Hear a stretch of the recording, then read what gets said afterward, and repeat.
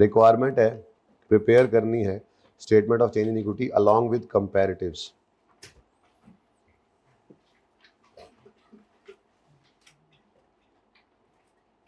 अच्छा जी, इसमें 2020 का एक मसला आ रहा है, तो हम खड़े हैं इस वक्त 2023 के एंड पे, तो 20, 21, 22, 23, और जाहिर है ओपनिंग 2 बार लिखना है। बहरहाल आप तो सवाल 2 बार पढ़ते हैं, आप सवाल रीड करना शुरू कर दें, ये वार्ड वाला सवाल आप रीड करना शुरू कर दें।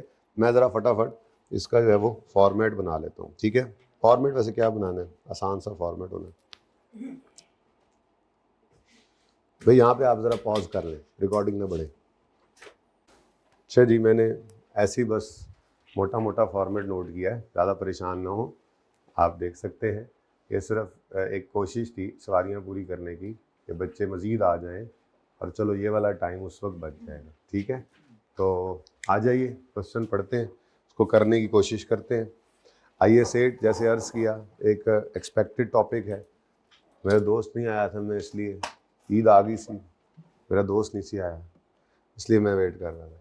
तो बहरहाल एक्सपेक्टेड टॉपिक है, इसको अच्छे से करना है, और इससे ज़्यादा अच्छा हम क्या कर सकते हैं। हमने छोड़ा कुछ भी नहीं है, एक सवाल रखा हुआ था आखिरी दिन के लिए, और ये सबसे टफ क्वेश्चन है, तो इतना की टफ और हो सकता है इससे ज़्यादा तो नहीं हो सकता। होपफुली इससे बेहतर होगा, सारे कुछ चीज़ें चेंज होती हैं। रिवैल्यूएशन जब आती है थोड़ा सा हम परेशान होते हैं, तो रिवैल्यूएशन ही टर्म टेस्ट 2 के क्वेश्चन के अंदर भी है, और टर्म टेस्ट 2 का क्वेश्चन जो है वो आप लोगों को हैंड आउट में दे दिए विद सोल्यूशन। उसको डिस्कस करूंगा, लेकिन आपकी प्रैक्टिस के लिए उसको छोड़ूंगा, ताकि थोड़ा सा आपका हाथ सीधा हो इस टॉपिक पे मजीद, ठीक है। एडजस्टमेंट डिस्कस करने तो रह क्या जाता है, बस ये इसको मैनेज ही करना होता है। बाकी सिलेबस सारा आपने पढ़ा हुआ है, सिलेबस में से ही अगर उसने IS8 का सवाल बनाना है, चेंज इन इक्विटी के साथ ही T2 का सवाल बनता है, टेस्टिंग लेवल 2 का, तो वो चेंज इन इक्विटी ही डालता है, लेकिन उसके अंदर इस तरह से जैसे सवाल के अंदर बहुत सारी चीज़ें हैं वो डाल सकता है।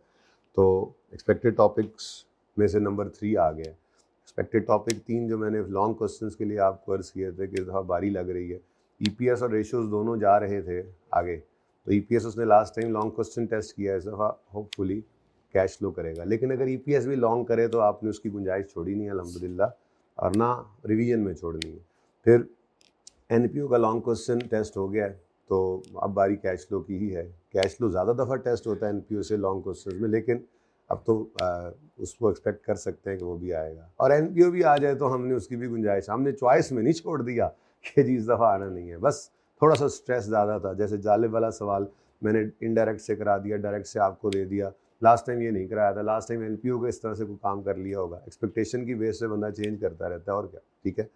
और तीसरा रेशोज़ का सवाल है, तो रेशोज़ होपफुली आप आधे पौने नंबर तो ले ही लेंगे उसमें से, यही कह सकता हूँ मैं, 100% तो नहीं कह सकता। फिर शॉर्ट क्वेश्चंस के अंदर correction of error last time नहीं आया, जो कि बहुत रेगुलरली आने वाला टॉपिक है, तो इस दफ़ा सस्पेंस अकाउंट के साथ उसको एक्सपेक्ट कर सकते हैं। लेकिन अब उसमें भी हमने कोई गुंजाइश छोड़ी नहीं थी, वो 5-6 दिन का टॉपिक हमने 10-12 दिन में किया था। अब बस जो रिवीजन प्लान में लिखा हो उसको लाजमी करना है आपने। बाकी गवर्नमेंट ग्रांट मैं आपको डिस्कस करने ही लगा हूँ। PPE का लॉन्ग क्वेश्चन आ गया है, मे बी अब इस तरफ वो ना जाए, तो शॉर्ट क्वेश्चन में वो जनरल एंट्रीज, एक्सट्रैक्ट्स, डिस्कशन, इस तरह की बात कर सकता है, जो कि कोई मसला नहीं है आपके लिए, क्योंकि कॉन्सेप्चुअली आपका सारा सिलेबस पूरा है, ठीक है।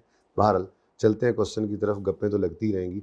चेंज इन इक्विटी बनानी है अलॉन्ग विद कंपैरेटिव फॉर 2013, लेकिन टोटल का कॉलम रिक्वायर्ड नहीं है। अब 23 के लिए हमने चेंज इन इक्विटी बनानी है, तो मैंने ये 2 दफ़ा ओपनिंग लिखा है। 2 दफ़ा ओपनिंग लिखने की वजह ये है कि मैंने सवाल को देख लिया, आपने भी देखा, मैंने पॉज करा के आपको सवाल पढ़ाया है।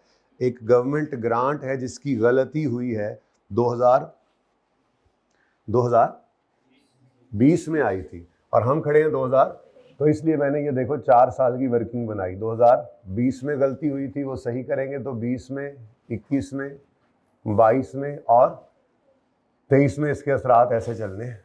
अब हम खड़े हैं 23 में, तो 23 की गलती तो 23 में सही हो जाएगी, 22 की गलती 22 में सही हो जाएगी, 21, 20 जितने भी साल हैं उसके लिए क्या चाहिए, ओपनिंग। चले आप लोग, वैसे तो मेरी तरफ से ये पक्की आपको इंस्ट्रक्शन है कि 2 दफ़ा सवाल पढ़ना है, फिर तीसरी बार पढ़ते हुए बेशक करें, या फॉर्मेट बनाना है तो फिर करें, पहले फॉर्मेट नहीं बनाना। स्टिल किसी की नज़र से ये गवर्नमेंट ग्रांट वाला पॉइंट नहीं गुजरता, तो एक एहतियात फिर बताई हुई थी कि IS8 का सवाल लग गया ना पता कि है, तो 2 लाइनें छोड़कर ओपनिंग लिख लो। ये 2 लाइनें खाली रह जाएंगी मैक्सिमम, कुछ नहीं होता। अगर आ जाएगी एडजस्टमेंट तो 2 लाइनें ऊपर पड़ी होंगी, ओपनिंग लिख के प्रायर ईयर एडजस्टमेंट डाल के काम चला लोगे। ठीक है ना, बात समझ आ रही है? ठीक, चल। बहरहाल अभी 31 दिसंबर 2023 हमारा ईयर एंड है, तो मैंने ये 31 दिसंबर 2023 एंड पे लिखा। ठीक है जी, और इधर क्या लिखूंगा, 31 दिसंबर 2022, और यहाँ पर लिख लूँगा 1 जनवरी 2022। इसको 31 दिसंबर 21 भी लिख सकते हैं। और मैंने ये दूसरी बार लिख लिया क्योंकि मैंने पढ़ के पकड़ लिया है कि यहाँ पे मसला है। ठीक है, बहरहाल आपने नहीं पकड़ा होगा तो आपके लिए क्या इंस्ट्रक्शन है, IS 8 का सवाल है ना, 2 लाइनें छोड़कर ओपनिंग लिख लो, खाली रह जाएंगी। सिर्फ गलती इधर ही 2 साल में हुई तो 2 लाइनें खाली रह जाएंगी, रहने दो खाली, कुछ नहीं होता। उन्होंने कौन सा किराया ले लेना आपसे कि 2 लाइनें आपने छोड़ी, इसका किराया दें अलग से, फीस वैसे फीस पहले ले ली होती है उन्होंने, तो जितने शीटें ऊपर एक्स्ट्रा भी लगाएं आपको कोई मना थोड़ी है। अच्छा, अब सवाल पढ़ते हैं। Financial statement of Bard limited for the year are under preparation during review. Draft का रिव्यू करते हुए following matters have been identified. पहली बात, statement of changes in equity बनी ही नहीं, तो अब इसीलिए तो आपको कह रहा है बनाओ। बाकी ड्राफ्ट बन गया है, बैलेंस शीट PNL वगैरह बन गया है, अभी चेन इक्विटी बननी रहती है। कोई नहीं, बनाएंगे जी हम इंशाल्लाह।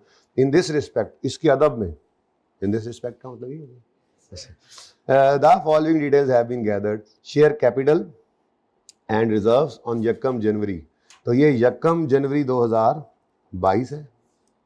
धोखा था, धोखा।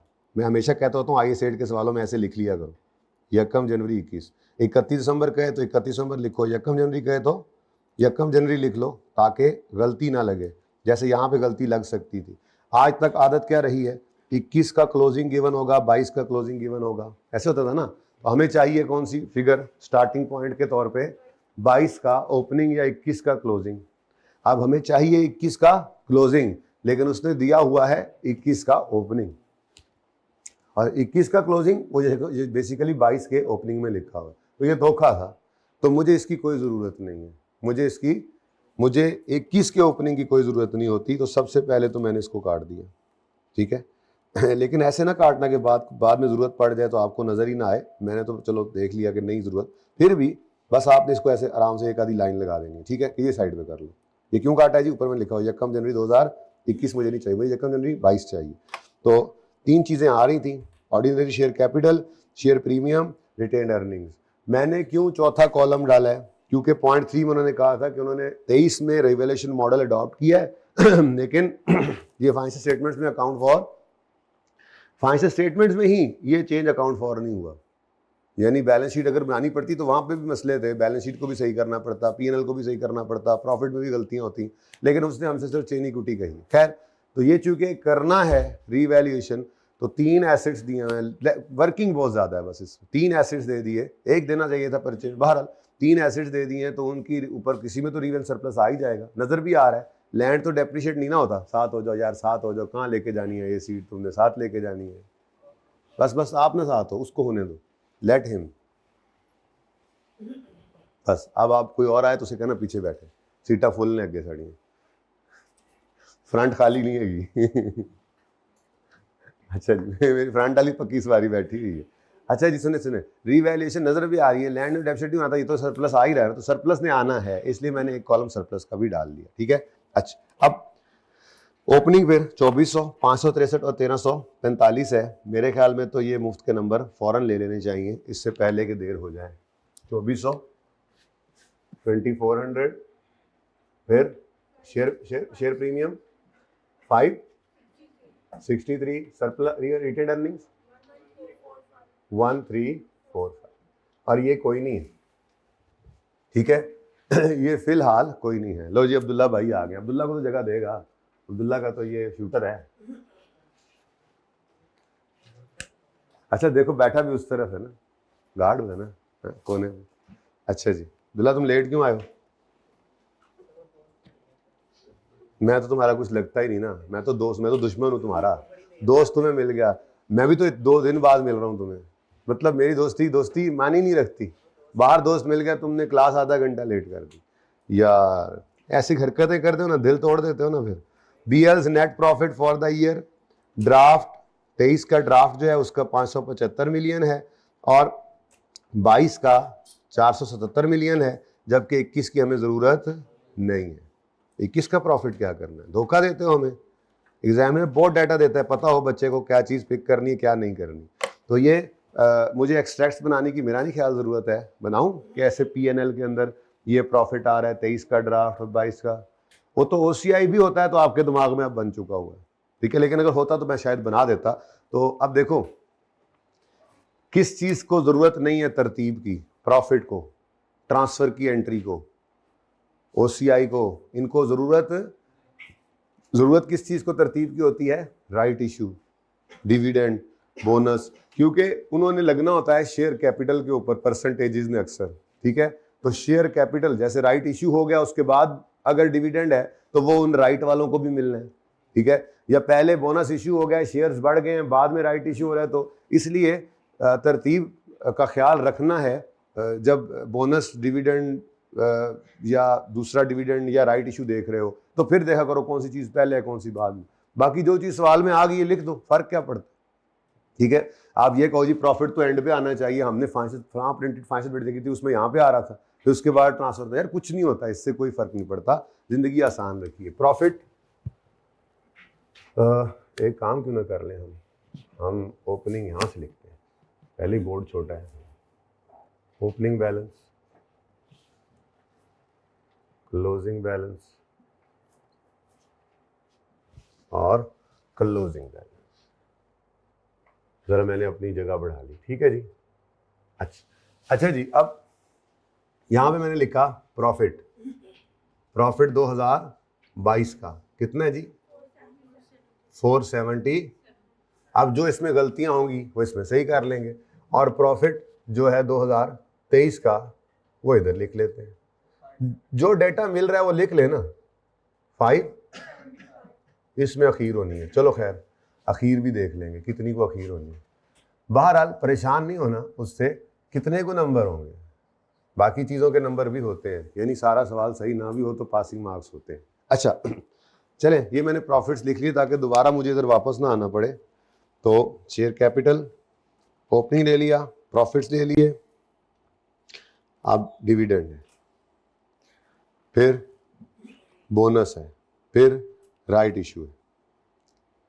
उसके बाद ये गलती है, मुझे बताओ इन गलतियों का पढ़ लेते हैं या इन चेंजेस का हमारे ऊपर वाली चीज़ों पर असर पड़ता है तो ले लेंगे, नहीं पड़ता तो फिर पहले ऊपर वाला मुफ्त काम कर लेंगे। यानी कि मुश्किल से मुश्किल सवाल में भी आधे नंबर आसान होते हैं और आसान में पौने नंबर आसान होते हैं, यानी 70% तक आसान।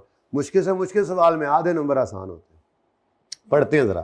कहता है 1 जनवरी 20 को गवर्नमेंट ग्रांट रिसीव हुई है, वो 3 साल पहले 600 मिलियन की है, जो कि मैन्युफैक्चरिंग प्लांट को एक्वायर करने के लिए हमें रिसीव हुई, ठीक है। However, grant was treated as income on receipt. अब देखो एसेट रिलेटेड ग्रांट हो, IS-20 भी रिवाइज होना शुरू हो गया। अब इसका सवाल फिर साथ ही इसका सवाल कर लेंगे। एसेट रिलेटेड, हाँ रिसेंट टाइम वाला, इस दफ़ा तो शायद वो एक्सट्रैक्ट्स या एंट्रीज पूछे, क्योंकि लास्ट टाइम उसने सिर्फ डिस्कशन पूछी है 5-6 नंबर की ना। तो एसेट रिलेटेड ग्रांट हो तो उसको इनकम नहीं बनाते रिसीट के वक्त, बल्कि उसको लायबिलिटी बनाते हैं, और सेम बेसिस पर एसेट की तरह से जैसे एसेट डेफिसिट होता है ग्रांट को इनकम में डालते हैं, ठीक है। तो ये एरर है, इसको सही कर लेंगे, ठीक है। उसने बताया मैन्युफैक्चरिंग प्लांट, क्लास को स्टैंड अप कराऊं, आप आ गए हैं, ये टाइम है आपके आने का। आप पता है हमने पीपी का नोट बना के मिटा दिया, अब हम दूसरा इतना सही सवाल था बस, यूट्यूब पे भी नहीं डालूंगा। नहीं पहला सवाल है, लेकिन ज़हन शेन बना लिया बच्चों का, सवाल में तुम्हारा ज़हन बनने में अब टाइम लगेगा, बच्चों का ज़हन अब बन चुका है, और मैंने बड़ी गैस दिया है मैंने थोड़ी देर पहले, वो नहीं बताना इसको, अहमद को बिल्कुल नहीं बताना। अच्छा जी, मैन्युफैक्चरिंग प्लांट एक्वायर हुआ था at total cost of 1 million, 1 million है ये, इसको सही कर लें, रमनियन 1 मिलियन, जो भी है मुझे इससे कोई लेना देना नहीं है, 1000 मिलियन ही है, यानी 1 बिलियन है, लेकिन मुझे इससे कोई लेना देना नहीं है, क्योंकि मुझे तो सिर्फ इस 600 से मसला है जो इनकम बन गया। ये 1000 का रिकॉर्ड हुआ होगा, कहीं उसने कहा है कोई गलती है। इसकी 8 साल लाइफ है तो इसने 8 पे डेफिसिट होना है। ये आया था यकम जनवरी 20 को, तो पूरा साल डेफिसिट होना है। इसकी 100 रुपये की रेजल वैल्यू माइनस होनी है, ग्रांट में से तो नहीं होनी है। मुझे इससे क्या लेना देना, ये ऐसे ही फजूल में था। ये सारा डेटा यहाँ से यहाँ तक मेरे किसी काम का नहीं था, मतलब सिवाय इसके कि मुझे ये डेट ऑफ एसेट परचेज और ये 8 ईयर्स चाहिए था, उसके अलावा कुछ नहीं। ठीक है, बहरहाल ये एडजस्टमेंट आपकी प्रॉफिट्स को हिट करेगी और बैलेंस शीट को दूसरी तरफ हिट करेगी, लेकिन बैलेंस शीट हमने बनानी नहीं है। लेकिन मेरे बोनस इशू पे, राइट इशू पे, किसी पे कोई इसका असर नहीं है। मैं ऊपर वाली 3 ट्रांजैक्शंस की लॉजिक ले रहा हूँ कि वो मैं कर लूँ। अब 2 दफ़ा सवाल पढ़ने के बाद आपको भी आइडिया होता है, इसीलिए कहता हूँ 2 दफ़ा सवाल पढ़ो। सवाल करने में आधा टाइम लगता है, फिर 3 दफ़ा पढ़ लो तो क्या ही बात है। अब आप कहोगे टाइम ज़ाया होता है, क्योंकि कभी सारा सेशन में बल थक गया, ये ट्राई नहीं किया। ठीक है, ट्राई करते तो पता लगता। इफेक्टिव रीडिंग इतना लंबा सवाल करते हुए आपको 2 मिनट लगेंगे मैक्सिमम, और दूसरी बार में वो 1.5 मिनट, तीसरी बार में 1 मिनट, यानी 4 मिनट अगर रीडिंग के निकाल दो।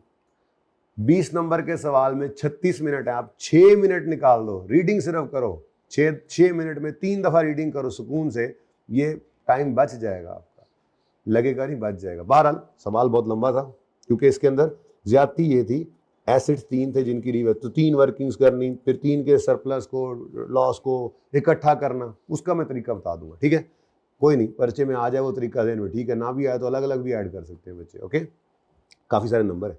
अच्छा जी, बहरहाल दूसरे में कहता है डिसाइड किया इन्होंने 1 जनवरी 23 से कि रीवैल्यूएशन मॉडल वो अडॉप्ट करेंगे, लेकिन this change has not been accounted for in draft financial statements. का मतलब कि ये काम फाइनेंशियल में हुआ ही नहीं है। मतलब अगर ये हुआ तो हर तरफ ही तबाही फैल जाएगी, बैलेंस शीट में, पीएनएल में, हर तरफ तबाही फैली होगी। चेन इक्विटी में नई चीज़ आ जानी है, प्रीवियस सरप्लस नहीं ना किया हुआ तो हम कर लेंगे, हम तबाही फैला देंगे। ठीक है, लेकिन आगे फिर उसी की डिटेल दी है, ये एसेट्स पड़े थे और फिर उनमें से एक बेच दिया, अजीब सी बात बीच में कर दी, और डेप्रिसिएशन रेट दिया हुआ। इन सारी एडजस्टमेंट्स का इन 3 पॉइंट्स पे कोई असर है तो मुझे बताओ, नहीं है तो फिर फटाफट ये मार्क्स ले क्यों ना ले, क्या ख्याल है? आप कह रहे थे लेंथी सवाल है, लेंथी सवाल है। लेंथी सवाल ऐसे करके एकदम छोटा होता है, लेकिन रीड करने वाले के लिए, जो रीडिंग करता है अच्छे से, रह क्या जाना है बाद में, ये अभी ये भी कर लेंगे तो फिर रह जाएगा ये, ऐसे आइए 16 का एक सवाल रह जाएगा जिसमें 3 रिवैल्यूएशंस होंगी, दैट्स इट। तो चीज़ों को खामखा अपने ऊपर हावी कर लेते हैं, अहमद बन जाते हैं आप। नहीं ऐसे ना किया करें। चले जी, अब final dividend for the year 21 है, छोड़ो ये तो नहीं आएगा, हमारा तो साल है 22 और अच्छा सॉरी फाइनल ऑफ 21 है, फाइनल ऑफ 21 तो आता ही कहाँ है, 22 में। ठीक है, comprise of 15% cash and 10% bonus. अब पहली बात जो जहन में आती है, पहले कौन सा लिखें? मैंने आपको एक जुगाड़ बताया था, सेम डेट के ऊपर आए तो हमेशा कैश लिखना ताकि गलती हो ही ना। लेकिन उसको भी पता है बच्चा कुछ भी कर देता है, तो उसने आखिरी लाइन में देखो क्या लिखा हुआ है, the bonus issue was made from share premium. अच्छा ये तो बाद में, shares were issued in April after payment of, पहले उसने खुद कह दिया जी, पहले कैश डिविडेंड पे किया है फिर शेयर्स इशू है। मेहरबानी ताड़ी, ये ना करना पहले शेयर्स इशू करा के फिर उसको भी डिविडेंड दे दो, ये पकड़ो शेयर्स और ये साथ पकड़ो डिविडेंड। और भाई इन्वेस्टमेंट करने तो दो उसको, पहले उसका पैसा इस्तेमाल तो करो, पहले डिविडेंड दे रहे हैं, ऐसे कौन करता है? ठीक है ना, तो इसलिए बहरहाल उसने बता दिया। लेकिन बीच वाली बात क्या है, आपको पता है कि डिविडेंड के तौर पे अगर शेयर्स बांटे जाएं तो वो रिटेन्ड अर्निंग में डेबिट होते हैं, लेकिन शेयर प्रीमियम में से भी हो सकते हैं, लेकिन आज होने ही शेयर प्रीमियम में से। आप कहोगे नहीं एज डिविडेंड है, भाई एज डिविडेंड हो पड़ा, सवाल भी तो माई बाप है, सवाल ने क्या कह दिया।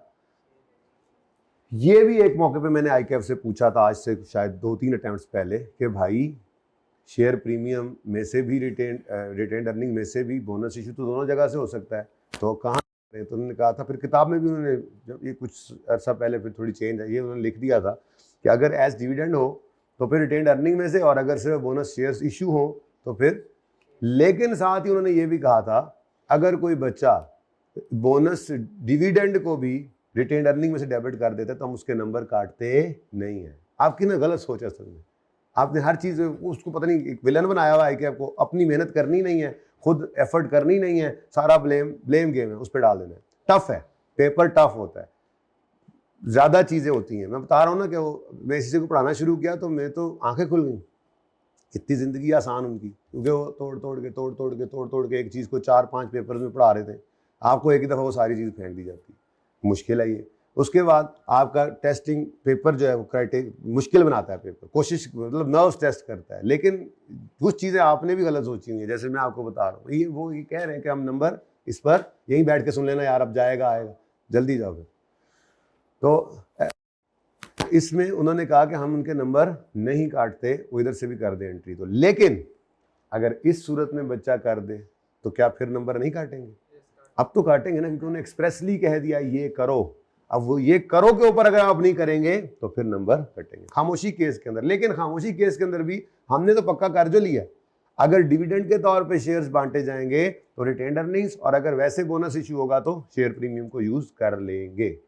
बहरहाल इशू कॉस्ट, जो ट्रांजैक्शन कॉस्ट होती हैं, उनके लिए तो सिर्फ शेयर प्रीमियम ही हम यूज करते हैं, उसमें कोई फिर ऑप्शन नहीं था, याद है? अच्छा, तो चलो जी, ये बोनस इशू और कैश डिविडेंड ये 2022 में आने, 2021 में नहीं आने, और सॉरी 22 तो है ही पहला साल। उसके बाद 2023 के अंदर बोनस इशू हुआ है एज इंटरिम डिविडेंड। अब इसके बारे में चुप है तो ये कहां से करोगे इंटरिम डिविडेंड? अच्छा, अब ये किस दिन हो रहा है? जुलाई 23 में हो रहा है। हमारे साल कौन कौन से हैं तो ये समझ नहीं आ रही हमें। हमारा यकम जुलाई 2000 शुरू कहाँ से हो रहा है हमारे 2 साल?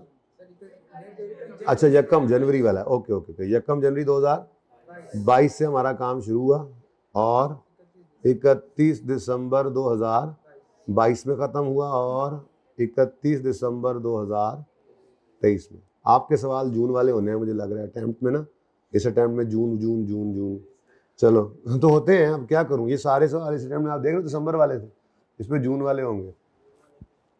आसान होते हैं। अब सुनो इधर, ये जो 31 दिसंबर 21 पे फाइनल डिविडेंड जो है वो अनाउंस हुआ है, वो आकर अप्रैल 22 में जाहिर है पेमेंट हो रही है, वो अनाउंसमेंट होती है 21 के, तो ये भी 22 में आ गया था इधर, ठीक है। उसके बाद जो बोनस शेयर्स इशू हुए हैं वो जुलाई 23 में जाके हुए हैं, ओके। और राइट इशू कब हुआ है? अक्टूबर 23 में। अब मेरा सवाल है कि ये जो बोनस इशू हुआ है इंटरिम बोनस, इसको कहाँ से कर देना चाहिए हमें?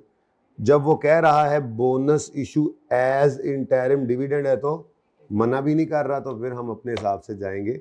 लेकिन ये वो जगह है जहाँ पे आई के अपने कहा मैं गुंजाइश दे देता हूँ, कोई शेयर प्रीमियम में से भी कर दे अगर पड़ा हो, लेकिन हम क्यों करेंगे, ठीक है। अब इसका मतलब ये हुआ कि हमारा पहले साल में ये फाइनल है, फाइनल ऑफ 12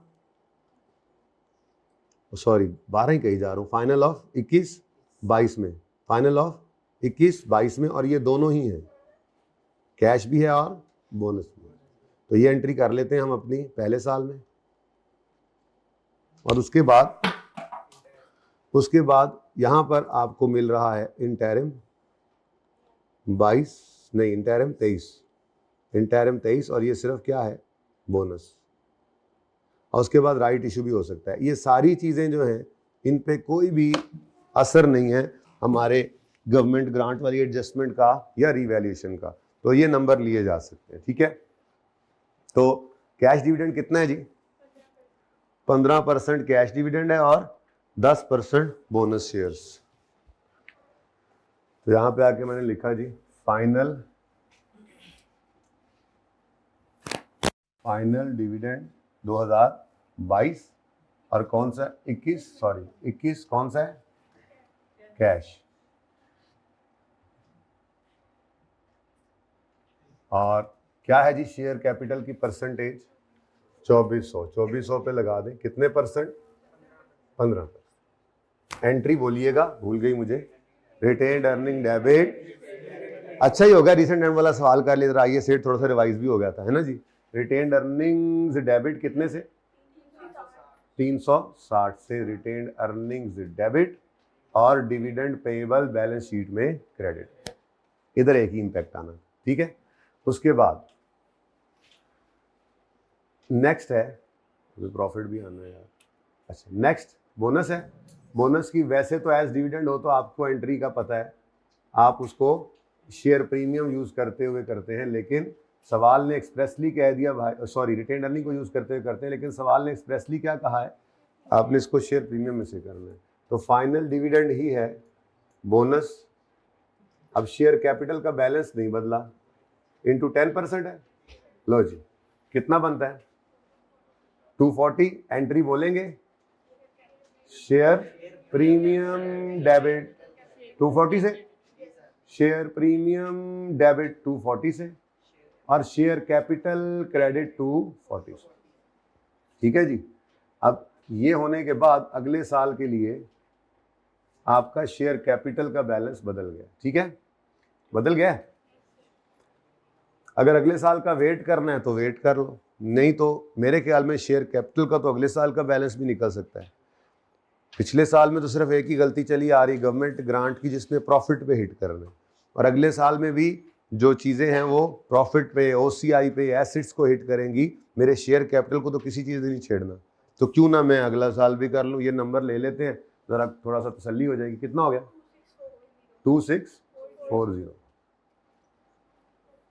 अब जी प्रॉफिट बेटा रिटेन्ड अर्निंग में ऐड होता है ना, किसने पूछा प्रॉफिट, सॉरी ये फिगर तो बेटा इधर ऐड होगी ना, तो इसका क्लोजिंग चेंज होगा। इसमें तो अब और कुछ नहीं होना ना, 2640 शेयर कैपिटल में कोई चेंज आना है। अगर वेट करना है तो मैं कर लेता हूँ, क्लोजिंग निकालने का वेट कर लेता हूँ। मैं तो कह रहा था मुफ्त के नंबर लें, पीछे मुड़ के सवाल में देखेंगे ही नहीं, हमने कुछ छोड़ा ही नहीं है। आपको अगर साल बाय साल चलना है तो यहाँ तक रुक जाओ, अगले वाले दफ़ा फिर वापस आना भूलना मत। बस मैं तो कह रहा हूँ बस फड़का दो इसको। नेक्स्ट क्या है जी, नेक्स्ट क्या है, डेट से बताया उसने। बोनस इशू है जुलाई में डिविडेंड के तौर पे, और अक्टूबर में राइट इशू है। तो इंटरिम डिविडेंड,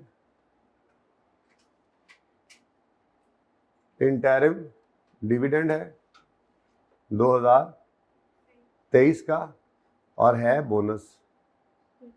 अब ये 2640 हो चुके हैं और 25%। अब उसने क्या कहा, इसको कहां से निकालो, शेयर प्रीमियम से? नहीं, इसके बारे में नहीं बताया। तो बट डिफॉल्ट क्या था, डिविडेंड के तौर पे हो तो रिटेन्ड अर्निंग्स को हिट करते हैं, तो रिटेन्ड अर्निंग्स में से माइनस कर देंगे कितना 660, रिटेन्ड अर्निंग्स डेबिट, और 660 से शेयर कैपिटल क्रेडिट। ठीक हो गया जी, और सही है। चल, अब इसमें कोई ऐसी चीज जो हिट करती हो शेयर कैपिटल को वो थी नहीं। प्रॉफिट ऊपर सही होगा, नीचे क्लोजिंग सही आ जाएगा। ऐसे ही राइट इशू है, राइट इशू भी बड़े मजे का था। कोई एडजस्टमेंट नहीं है राइट इशू की कि आपको निकालनी पड़े, मतलब नंबर ऑफ, हाँ नंबर 1 फॉर इतने शेयर्स या परसेंटेज दे।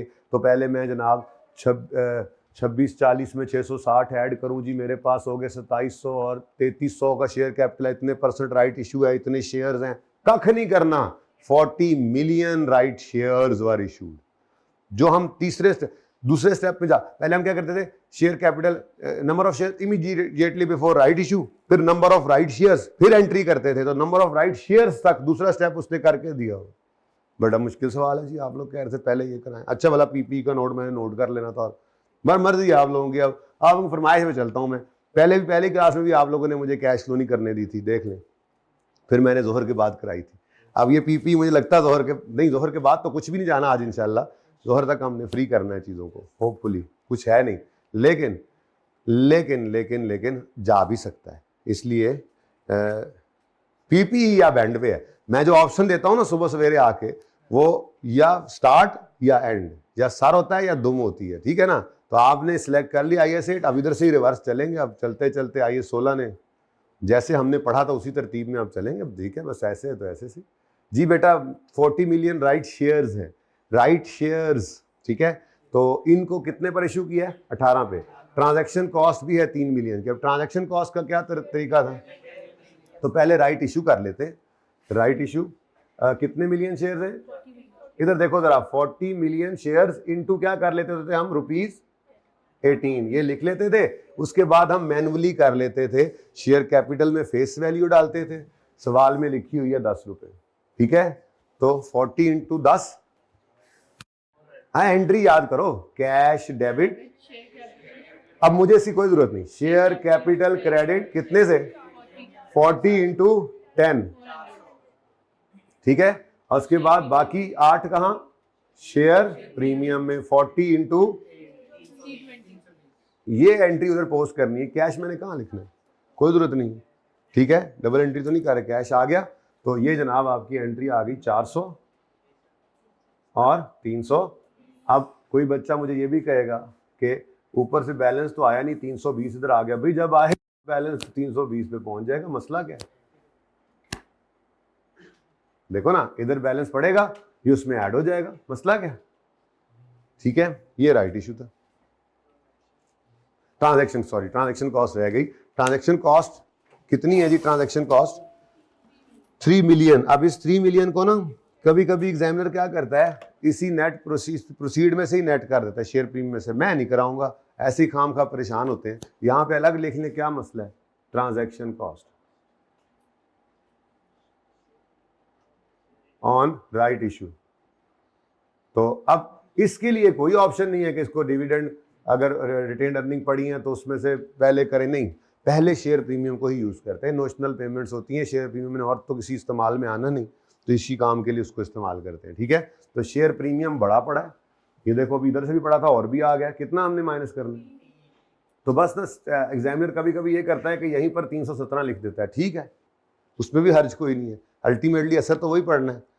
कोई यूं कर सकता है बच्चा कि यहाँ पे 317 लिख दे, कोई मसला नहीं है, लेकिन हम share premium debit cash credit वाली एंट्री बोलकर यहाँ पर करेंगे इंशाल्लाह, ताकि हमें याद रहे, ठीक है। और सही है, सही है, चलें आगे, देख लो भाई।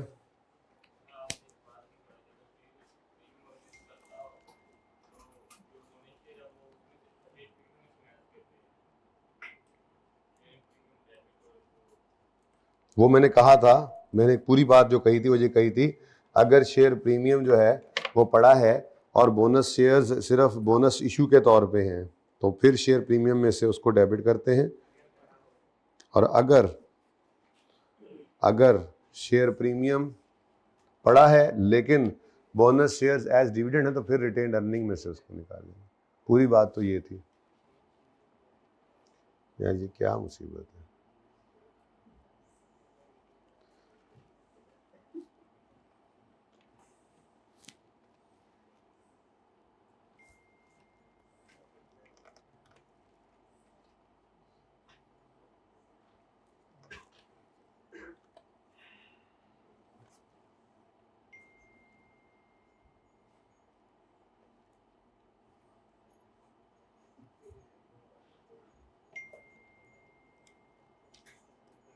ये देख लो, ये मैंने कहा था, ठीक है, हाँ, सबूत के तौर पे लिखा हुआ है। ओके जी, नेक्स्ट। अच्छा जी, अब देखें हमारे पास सिर्फ रह गया है पॉइंट नंबर 2 और पॉइंट नंबर 3, ठीक है। तो पॉइंट 2 क्या है, यकम जनवरी 20 को एक ग्रांट रिसीव हुई 600 की सारी इनकम बन गई, हालांकि उसको 8 साल पे डिवाइड करके आहिस्ता आहिस्ता इनकम बनाना चाहिए था। जिस दिन भी ग्रांट आई है हमें इससे लेना देना नहीं, एसेट किस दिन आया है, बेहतरीन सवाल, आसान, पहले दिन ही उन्होंने एसेट का भी बता दिया, ठीक है। तो छोटी सी वर्किंग करनी पड़ेगी हमें।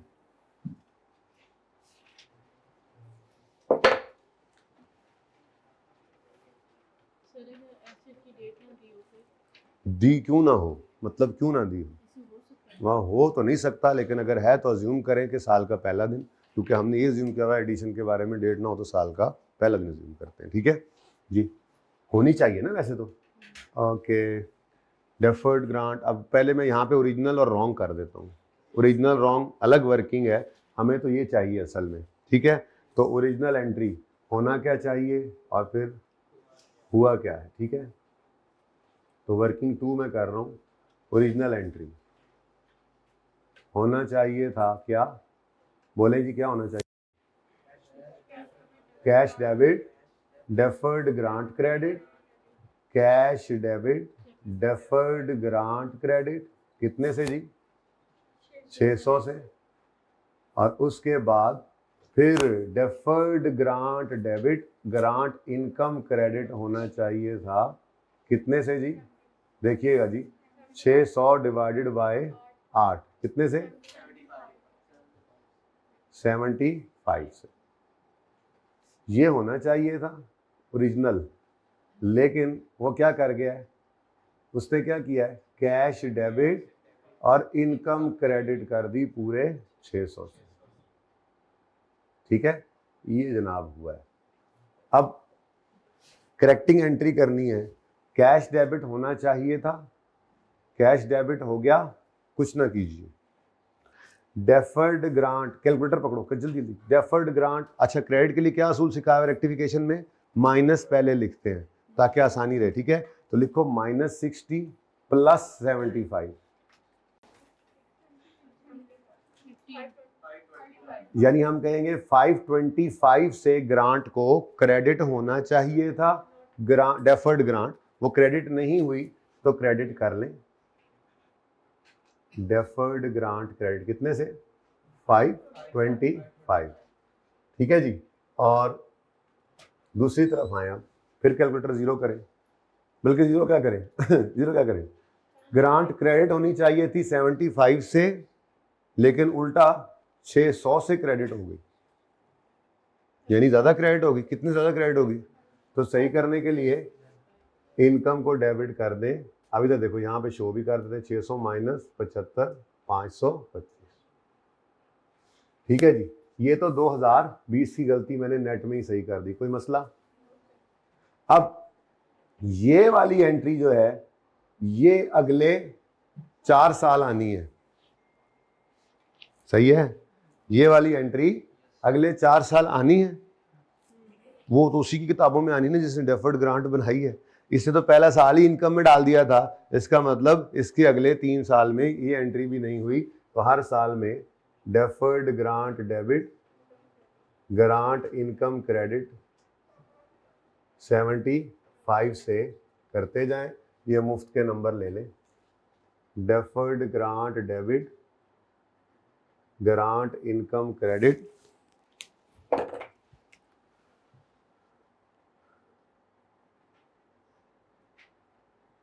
75 से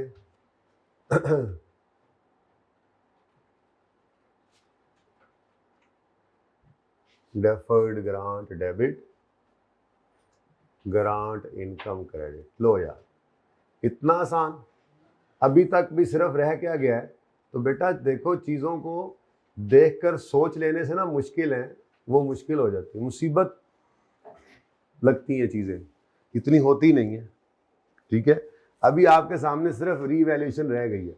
अब अगर वो रीवैल्यूएशन, ये तो हो नहीं सकता किसी बच्चे को सिरे से पता ही ना हो, मैं अपने बच्चे की बात कर रहा हूँ, कि क्या होता ही क्या है रीवैल्यूएशन, वो हाथ पाँव ही ना मार सके और बिल्कुल ही इस एडजस्टमेंट में से 0 नंबर ले, ये तो मैं कहता हूँ मुमकिन ही नहीं है। अनलेस कोई बहुत ही डरपोक, बहुत ही बुजदिल बकरी के दिल वाला हो, जिसका हौसला ही ना पड़ रहा हो, कोई एडजस्टमेंट, हाथ कांप रहे हो, कांपे टांग रही हो, वो हाथ ही ना डाल सके सवाल को, अलग बात है। वरना जिसने इस एडजस्टमेंट में हाथ डालना है उसने आधे नंबर ले लेने हैं, लेकिन स्टिल वो आधे नंबर भी निकाल दो तो ये कितना कुछ है। अभी ये एडजस्टमेंट प्रॉफिट में पड़ जानी है, कितना कुछ वहां पे आया पड़ा है। सिर्फ प्रॉफिट की फिगर एडजस्ट होनी है और ओसीआई नहीं आना है, और आधे नंबर कम से कम भी उसमें से भी ले लेने थे बच्चे ने। मेरे जैसा नालायक भी हो तो अपने आप को स्टूडेंट समझ के कह रहा हूँ, अभी तो 2 4 5 10 15 20 बार पढ़ा लिया तो मैं बड़ा अपने आप को मैं चीता बना हूँ। आपके टाइम में मैं आपसे बहुत नालायक था, और आप लोग आराम से पास कर सकते हैं, मैं ये समझा रहा होता हूँ आप, ठीक है ना? नालायक सा आदमी था, ठीक, ताई नालायक बच्चे लबे ने मैनू, है ना? जैसी करनी वैसी भरनी, उस्तादों को जैसे तुमने तंग किया था ना, वैसे ही हम आजमाइश तुम्हें मिले। तो इसमें कोई मसला है तो बताएं जी, जी कोई मसला है बेटा? तो बोलो, ब्लैक और निकालो कुछ नवे। तो अब फिर क्या करें? मेरे ख्याल में तो ये एडजस्टमेंट कर डालते हैं ताकि ये नंबर भी मिल जाए। एक तो हमें प्रायर ईयर एडजस्टमेंट भी डालना पड़ा, सिर्फ इसी के लिए डालना पड़ना है वैसे तो, ठीक है? प्रायर ईयर एडजस्टमेंट, ब्लू भी मजे का नहीं है उस्ताद, ब्लू भी कोई और दो। क्यों आप लेट क्यों आई हैं? क्यों लेट आई हैं? आप लेट आते रहे, 12 बजे आए वो बच्चा को कहे सवाल दोबारा करा दें, मैं फिर ये करता रहूँगा। सुनो, 1 जनवरी 20 पर एक गवर्नमेंट ग्रांट रिसीव हुई है रिलेटेड टू एसिड। सवाल भी नहीं ना पढ़ा होगा क्योंकि आप लेट आई हैं, बच्चों ने सवाल भी पहले पढ़ा था। 1 जनवरी, सुनाऊँ तो सही ना, थोड़ा सा गल्ला तो सुनावा ना थोड़ी नहीं। हाँ देखो बेटा इधर देखो, अच्छा देखो ना, अब 1 जनवरी 20 को एक गवर्नमेंट ग्रांट रिसीव हुई है जो रिलेट करती है एक प्लांट से। अब हमने पढ़ा हुआ है ग्रांट अगर एसिड से रिलेट कर रही है तो उसको लायबिलिटी बनाएंगे, जैसे जैसे एसिड डेफिसिट होगा वैसे वैसे ग्रांट इनकम में जाएगी। लेकिन उसने क्या कर दिया, कहता है grant was treated as income on receipt. ये 2020 के अंदर गलती हुई, उसने सारी ग्रांट इनकम बना ली, जबकि हम कह रहे हैं ग्रांट रिसीव हो तो लायबिलिटी बनाओ और फिर 75 75 75 75 करके 8 साल में इनकम में डालना। ठीक है, अब ये होना चाहिए था, ये हो गया, तो मैंने इसकी करेक्शन की है कि कैश डेबिट होना था, हो गया, कुछ ना करें। डेफर्ड ग्रांट 525 से क्रेडिट होनी चाहिए थी, नेट बोल दिया हमने, लेकिन क्रेडिट नहीं हुई, कर लें। इनकम क्रेडिट होनी थी 75 से, हो गई 600 से ज़्यादा क्रेडिट होगी, 525 से तो डेबिट कर लिया। ये होगी इस साल की एडजस्टमेंट ही। अब जिसने इनकम बनाया था, लायबिलिटी बनाया ही नहीं था, उसने अमोर्टाइजेशन थोड़ी की होगी। तो ये वाली एंट्री अगले तीनों साल में मिसिंग थी, जाहिर सी बात, तो ये आगे चलेगी। ठीक है, अब वो भाई आ गए, भाई ये समझा दूं दोबारा एडजस्टमेंट, जिसका भी दिल होगा, इसका भी दिल होगा, ऐसे ही मैं तो फिर ये करता रहूंगा। अच्छा जी, सुने बेटा, सुने थोड़ा ये तो बांधा ही है ना। प्रायर ईयर एडजस्टमेंट में क्या करेंगे, देखो जी, मुझे डेफर्ड ग्रांट से कोई लेना, एसेट साइड से मुझे कोई लेना देना नहीं सवाल के अंदर। एसेट साइड से मुझे इक्विटी से मकसद है, और इक्विटी में भी इस वक्त क्या चीज सामने है, पीएनएल यानी प्रॉफिट एक्सपेंस इनकम, ये चीजें चल रही हैं। तो इनकम पीएनएल में डेबिट हो रही है, मतलब इनकम कम हो रही है। इनकम का कम होना प्रॉफिट्स को, तो -525 माइनस नहीं।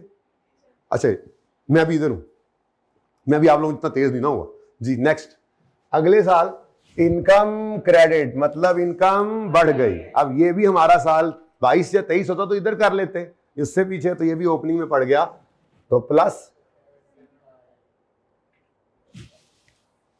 लो जी। उसके बाद इनकम क्रेडिट, अब 22 की गलती तो 22 में सही हो सकती है ना जी, तो 22 तो हमारे पास मौजूद है। इनकम क्रेडिट मतलब इनकम बढ़ गई, इनकम का बढ़ना प्रॉफिट को बढ़ा देगा, 75। और 23 वाला भी इनकम क्रेडिट, तो इनकम बढ़ गई, 23 की इनकम बढ़ गया तो 23 में आकर प्रॉफिट में ऐड कर दो इसको। लो जी, चाहिए था मैं लाल लिखता, इसको लाल से करता, गलती थी, करेक्शन सही की, लेकिन अब क्या करूं, लाल से रीस्टेटेड भी तो लिखना होता है, मैंने लाल ही कर दूं, सही है क्या? चल ले जी, ये भी गया। अब क्या रह गया यार, बस रीवैल्यूएशन। अच्छा, अब 3 रीवैल्यूएशन की वर्किंग्स हैं, तो 3 वर्किंग्स अब मैं वहां तो कहां पे करूंगा, वहां पे मैं इन 3 रीवैल्यूएशंस का रिजल्टेंट डाल दूंगा। ठीक है, 3 रीवैल्यूएशंस का रिजल्टेंट, क्योंकि देखो 3 एसिड्स हैं।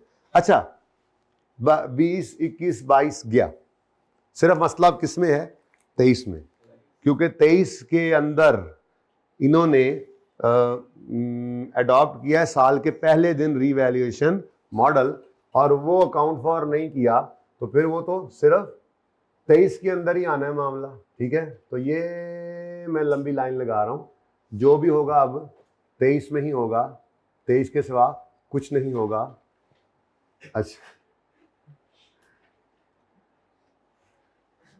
एडा हलफ, एडी एडजस्टमेंट हलफ, तो ये कहानी खत्म। तो इसलिए ये सारा एरिया मेरे लिए वर्किंग्स वाला है, अब ये कंफ्यूज ना कर देना प्लीज। ठीक है, ये मेरी वर्किंग 1 चल रही है। ठीक है, ये मुझे कुछ जगह चाहिए थी जहां पे मैं बाकी वर्किंग्स करूंगा। असल में ना 3 एसिड्स हैं, मैं जिस तरफ आपको तवज्जो दिलाओ, नोटिस आया आपको कि 3 एसिड्स में रीवैल्यूएशन देखनी है। अब तीनों में किसी में गेन आएगा, किसी में लॉस भी आ सकता है। ठीक है, तीनों में अगर गेन है तो इंक्रीमेंटल डेप्रिसिएशन भी आ सकती है, चलो लैंड पे नहीं होगी पर बिल्डिंग पे हो सकती है, प्लांट मशीनरी पे हो सकती है, पता नहीं कौन कौन से एसेट्स हैं, 3 एसेट्स हैं, लैंड नजर आया था, बाकी आगे कुछ और भी है, ठीक है। तो अगर 3 एसेट्स अलग अलग हैं तो तीनों पर रीवैल्यूएशन अलग अलग आएगी, लेकिन यहां पर क्या मैं अलग अलग कॉलम बनाऊंगा? कहता है हाँ, इदरीस कह रहे हैं हाँ अलग अलग कॉलम बना लूं। अलग अलग नहीं बनाते थे भाई, 15 एसेट रीवैल्यू करो, यहां पे एक ही है। तो वर्किंग में हमने फिर क्या करना है, तीनों वर्किंग्स अलग करते हैं, मैं वन नोट पे करता हूं, वहां पे फिर सरप्लस है तो वो यहां पे मैं लिखूंगा सरप्लस, नीचे 2 हैं तो ऐड कर लूंगा, लॉस है 2 हैं अगर सरप्लस एक जो भी है वो ऐड लेस कर लेंगे, डेप्रिसिएशन वहां पे निकलेगी तीनों वर्किंग में, यहां पे ऐड कर लेंगे ताकि मेरे पास फिगर हो, एंट्री उससे मैं कर दूंगा इस टोटल से, ताकि एंट्री कंबाइन हो जाए, जिंदगी आसान, ठीक है। अब 3 वर्किंग में जो टाइम लगाना है आपने वो आपने लगाना है, और ये इतनी स्ट्रेट फॉरवर्ड वर्किंग है, ये वही रिवैल्यूएशन है जो आपने बचपन में सीखी थी, कोई रॉकेट साइंस नहीं है, ठीक है। सिवाय इस एडजस्टमेंट के जिसमें आपको थोड़ी सी अजम्पशन, ये और ये होती भी है ऐसे ही, वे नहीं कि इस सवाल के लिए ले रहे हैं, वैसे भी लेनी होती है अजम्पशन एक छोटी सी, इस एडजस्टमेंट की लेनी पड़नी है, वरना कख भी नहीं था इसमें, ठीक है। और ये भी एंड पे जाके आएगा, देखेंगे। फिलहाल तो यकम जनवरी पे सारे एसेट्स को क्या कर लें, जरा पढ़ लें अब इसको। BL has decided to adopt revaluation model from यकम जनवरी 23 from subsequent measurement of land building included in PPE equipment, ठीक है जी। However, change has not been accounted for, तो हमें अब ये चूंकि उन्होंने डिसाइड कर लिया तो हमें फिर ये सारा कुछ करना पड़ेगा, ठीक है। अब हमने इसको करना है, तो यकम जनवरी पर उसने बुक वैल्यू दी हुई है कि बच्चे ज़्यादा तंग ना हो, साथ ही इसी दिन उसने रीवैल्यूड अमाउंट भी यकम जनवरी पे दी हुई है कि ये लो गेन लॉस निकालो, साथ ही उसने रिमेनिंग लाइफ खुद निकाल कर दी है। तो मसला कहाँ है भाई? सवाल का हुज्जम देख के परेशान होने वालों, सवाल को 3 बार पढ़ोगे तो नहीं हुज्जम परेशान करेगा, कख नहीं है इसमें, ठीक है। ओके, आपने रीवैल्यू भी किया हुआ, रीवैल्यू को डिस्पोज भी किया हुआ है। फिलहाल तो यकम जनवरी पे रीवैल्यू करें, फिर वो कह रहा है 40% लैंड का बिक गया, सबसे आसान वाले को डिस्पोज कराया उसने। रीवैल्यूड एसेट को डिस्पोज करना आपने सीखा हुआ है, कोई नई बात नहीं है, ठीक है। उसके बाद डेप्शन का रेट देख लो, डेप्शन बिल्डिंग पे रिकॉर्ड होती है स्ट्रेट लाइन से, और लैंड पे किससे बताया नहीं उसने, लैंड पे कौन सा मेथड लगता है डेप्शन का? अच्छा सॉरी आई एम सॉरी जी। BL transfers maximum possible amount from surplus to, बताया था आपको कि ये वो बताता है सवाल में, क्योंकि स्टैंडर्ड ने ना 2 ऑप्शन दिए हुए हैं। अगर ये लाइन ना लिखे तो बच्चा पर्चे में अज्यूम कर सकता है कि मैंने अज्यूम किया है कि कंपनी जो है वो डिस्पोजल के वक्त सारा सरप्लस फेंकती है तो एक एंट्री बचा जाए। बच्चा बड़ा तेज़ हो गया आजकल है, तो फिर ICAP भी क्या करता है, एग्जामिनर भी क्या करता है, वो लिखता है, ये एंट्री करवाना उसका दिल होता है कि मैं ये एंट्री करवाऊँ, तो ये लिखता है मैक्सिमम पॉसिबल। और एक आध बार 2 बार उसने MCQ में या थ्योरेटिकली ये पूछ भी लिया है, पता हो बच्चे को कि दूसरा ऑप्शन भी है या नहीं, लेकिन सवालों में वो ये करवाता है क्योंकि एक एंट्री बढ़ जाती है जी, बच्चों की गलती के चांसेस बढ़ जाते हैं, तो वो इसलिए लिख देता है, ठीक है। इसलिए लिखता है कि अहमद ये ना अज्यूम कर ले, यहाँ लिख सकता है, अगर ना लिखा हो ना तो अहमद अजम्पशन डाल के लिख देगा, नोट डालेगा और कहेगा I have assumed that company transfers the surplus on disposal, no yearly transfer to retain earning is made by company, और बस एंट्री ना करे, बिल्कुल ठीक है वो अपनी जगह पे, ठीक है भाई। जब 1 घंटा 5, 7, 10 मिनट की रिकॉर्डिंग हो तो बता देना, ठीक है। अच्छा जी, कितनी होगी वैसे? 45। 10 मिनट का सवाल है, जल्दी कर लो बस। अब जी शुरू करो काम। क्या है जी? सबसे पहले लैंड है, फटाफट वर्किंग करानी है मुझे, फटाफट। वर्किंग नंबर 3, ओके, यहां से शुरू करता हूं मैं। वर्किंग नंबर 3, डेट अपनी वर्किंग आ गई, चलो आइए 16 भी रिवाइज हो जाएगा। आप बच्चे कह रहे थे सर, मुझे एक दिन कह रहे उस दिन कि सर वॉल्यूम 1 पे हमने बहुत टाइम लगाया था, तो मैंने कहा यार उसी की वजह से तो वॉल्यूम 2 पे टाइम नहीं लगा। वॉल्यूम 2 में क्या था, हर टॉपिक का तरीका बताया, यार इसमें ऐसे करना है, उसके बाद सारे टॉपिक में हर सवाल में भरा क्या पड़ा होता था, किसी में इम्पेयरमेंट घुसा हुआ है, किसी में 16 घुसा हुआ है, किसी में गवर्नमेंट ग्रांट, किसी में इन्वेस्टमेंट प्रॉपर्टी। कहाँ जाएं भाई, वॉल्यूम 1 करेक्शन वगैरह तो हर जगह है ही, ठीक है। तो ये सारी चीज़ें ऐसी थी जो बुनियाद थी, जितनी मजबूत बुनियाद थी आपकी बिल्डिंग, आपका वॉल्यूम 2 ज़्यादा अच्छा तैयार है, आपको भी पता है इस बात का, आपको डर वॉल्यूम 1 से ही लग रहा है, हालांकि वॉल्यूम 1 पे तो ज़्यादा टाइम लगाया है अभी भी। तो भाई बात यह है कि वो आपको नहीं पता कि किस पे क्या चीज़ कितना, कहते जी 25-26 लेक्चर ला के IAS 16 में। मैंने कहा यार वो IAS 16 के नंबर भी 30 से ऊपर बन जाते हैं परिचय में, उसका अपना सवाल छोड़ हर जगह पे तो गुस्सा होता है। अभी IAS 8 का सवाल है, 20 नंबर में से 10 नंबर आगे, मुझे लगता है 10 इसी के हैं। अब बताओ कहाँ जाए IAS 16, कहाँ करें उसको? तो डेट, डिस्क्रिप्शन, उसके बाद लैंड, रीवैल्यूएशन, सरप्लस। मैं तो कहता हूं नजर आ रहा है सरप्लस, जरूरत पड़ेगी तो लॉस लिखूंगा, ठीक है, बड़े हो गए अब हम जी। 1 जनवरी 2023 पर बुक वैल्यू उसने दी हुई है, माना कि बुक वैल्यू लैंड की कॉस्ट लैंड की एक ही होती है, लेकिन चले फिलहाल फॉर्मेट तो डाले ना। अब इसी दिन एक लाइन खाली छोड़ी आपने और रीवैल्यूड अमाउंट लिख ली, ठीक है जी। अब रीवैल्यूड अमाउंट सवाल ने आपको बताई हुई है जी 1250, 1 जनवरी 23 पर ही है, और लाइफ नहीं बताई डेप्रिसिएशन के लिए। अच्छा इनफिनिट तो नहीं कहना चाहिए, इनफिनिट तो कुछ भी नहीं है, ये दुनिया ख़त्म हो जाएगी। इनडेफिनेट कहना चाहिए, पता नहीं कब तक फ़ायदा देगा, हमारी मौत तक देगा या उससे भी पहले हमसे छिन जाएगा, हमें क्या पता, ठीक है। इनडेफिनेट ज़्यादा अच्छा लफ्ज़ है। इनफिनिट वो मरने के बाद वाली ज़िंदगी है, वो इनफिनिट है। हजरत मोकल आए हैं आज साथ जी, मेरे बोर्ड पे फिगर लिखते हुए गलत होने लग जाएगी, तुम्हारे मोकल आए हुए थे जी 1250। चले जी चले, शाबाश। 250 का क्या आ गया हमें? Revaluation surplus.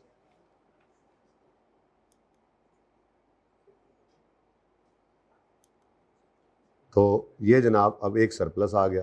अच्छा, कोई बच्चा ऐसा भी होगा परिचय में जो इसको पकड़ेगा और सारी इसकी एडजस्टमेंट्स कर देगा, इक्वली राइट, इक्वली गुड, लेकिन फिर उसको OCI के अंदर जो फिगर जानी है उसमें ध्यान से प्लस माइनस करना पड़ेगा। 1000 तरीके हो सकते हैं, जवाब सेम होगा, बस रुकना नहीं है परिचय में। आपको आता सब कुछ होगा, परेशान नहीं हो जाना बस सवाल से। कोई एक दुक्का सवाल होते हैं ऐसे जो थोड़ा सा फंसाते हैं, लेकिन उसमें भी 1-2 एडजस्टमेंट्स फंसाएंगी।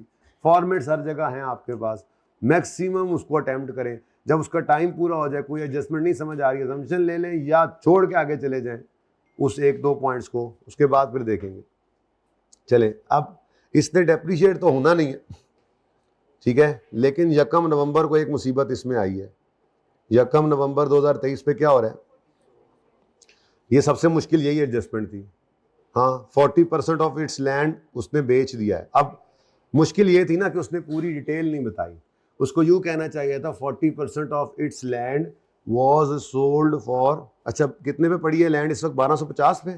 जरा इसका 40% निकालो, कितना बनता है? अब इतनी जिंदगी आसान है कि लैंड को उसने डिस्पोज कराया ताकि ज़्यादा टेंशन ना हो बच्चों को। कितना जी?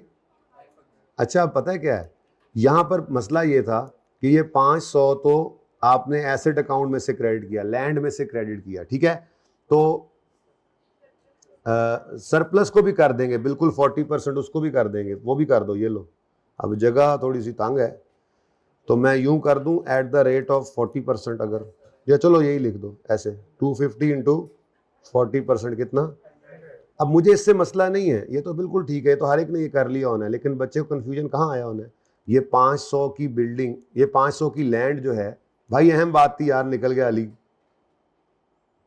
ये 500 की जो लैंड है, ये लैंड कितने की बिकी है?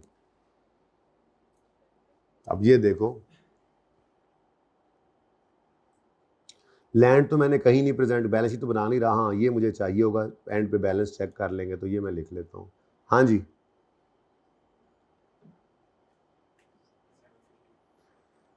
760 की भाई कह रहे हैं, 750 कहाँ लिखा हुआ है?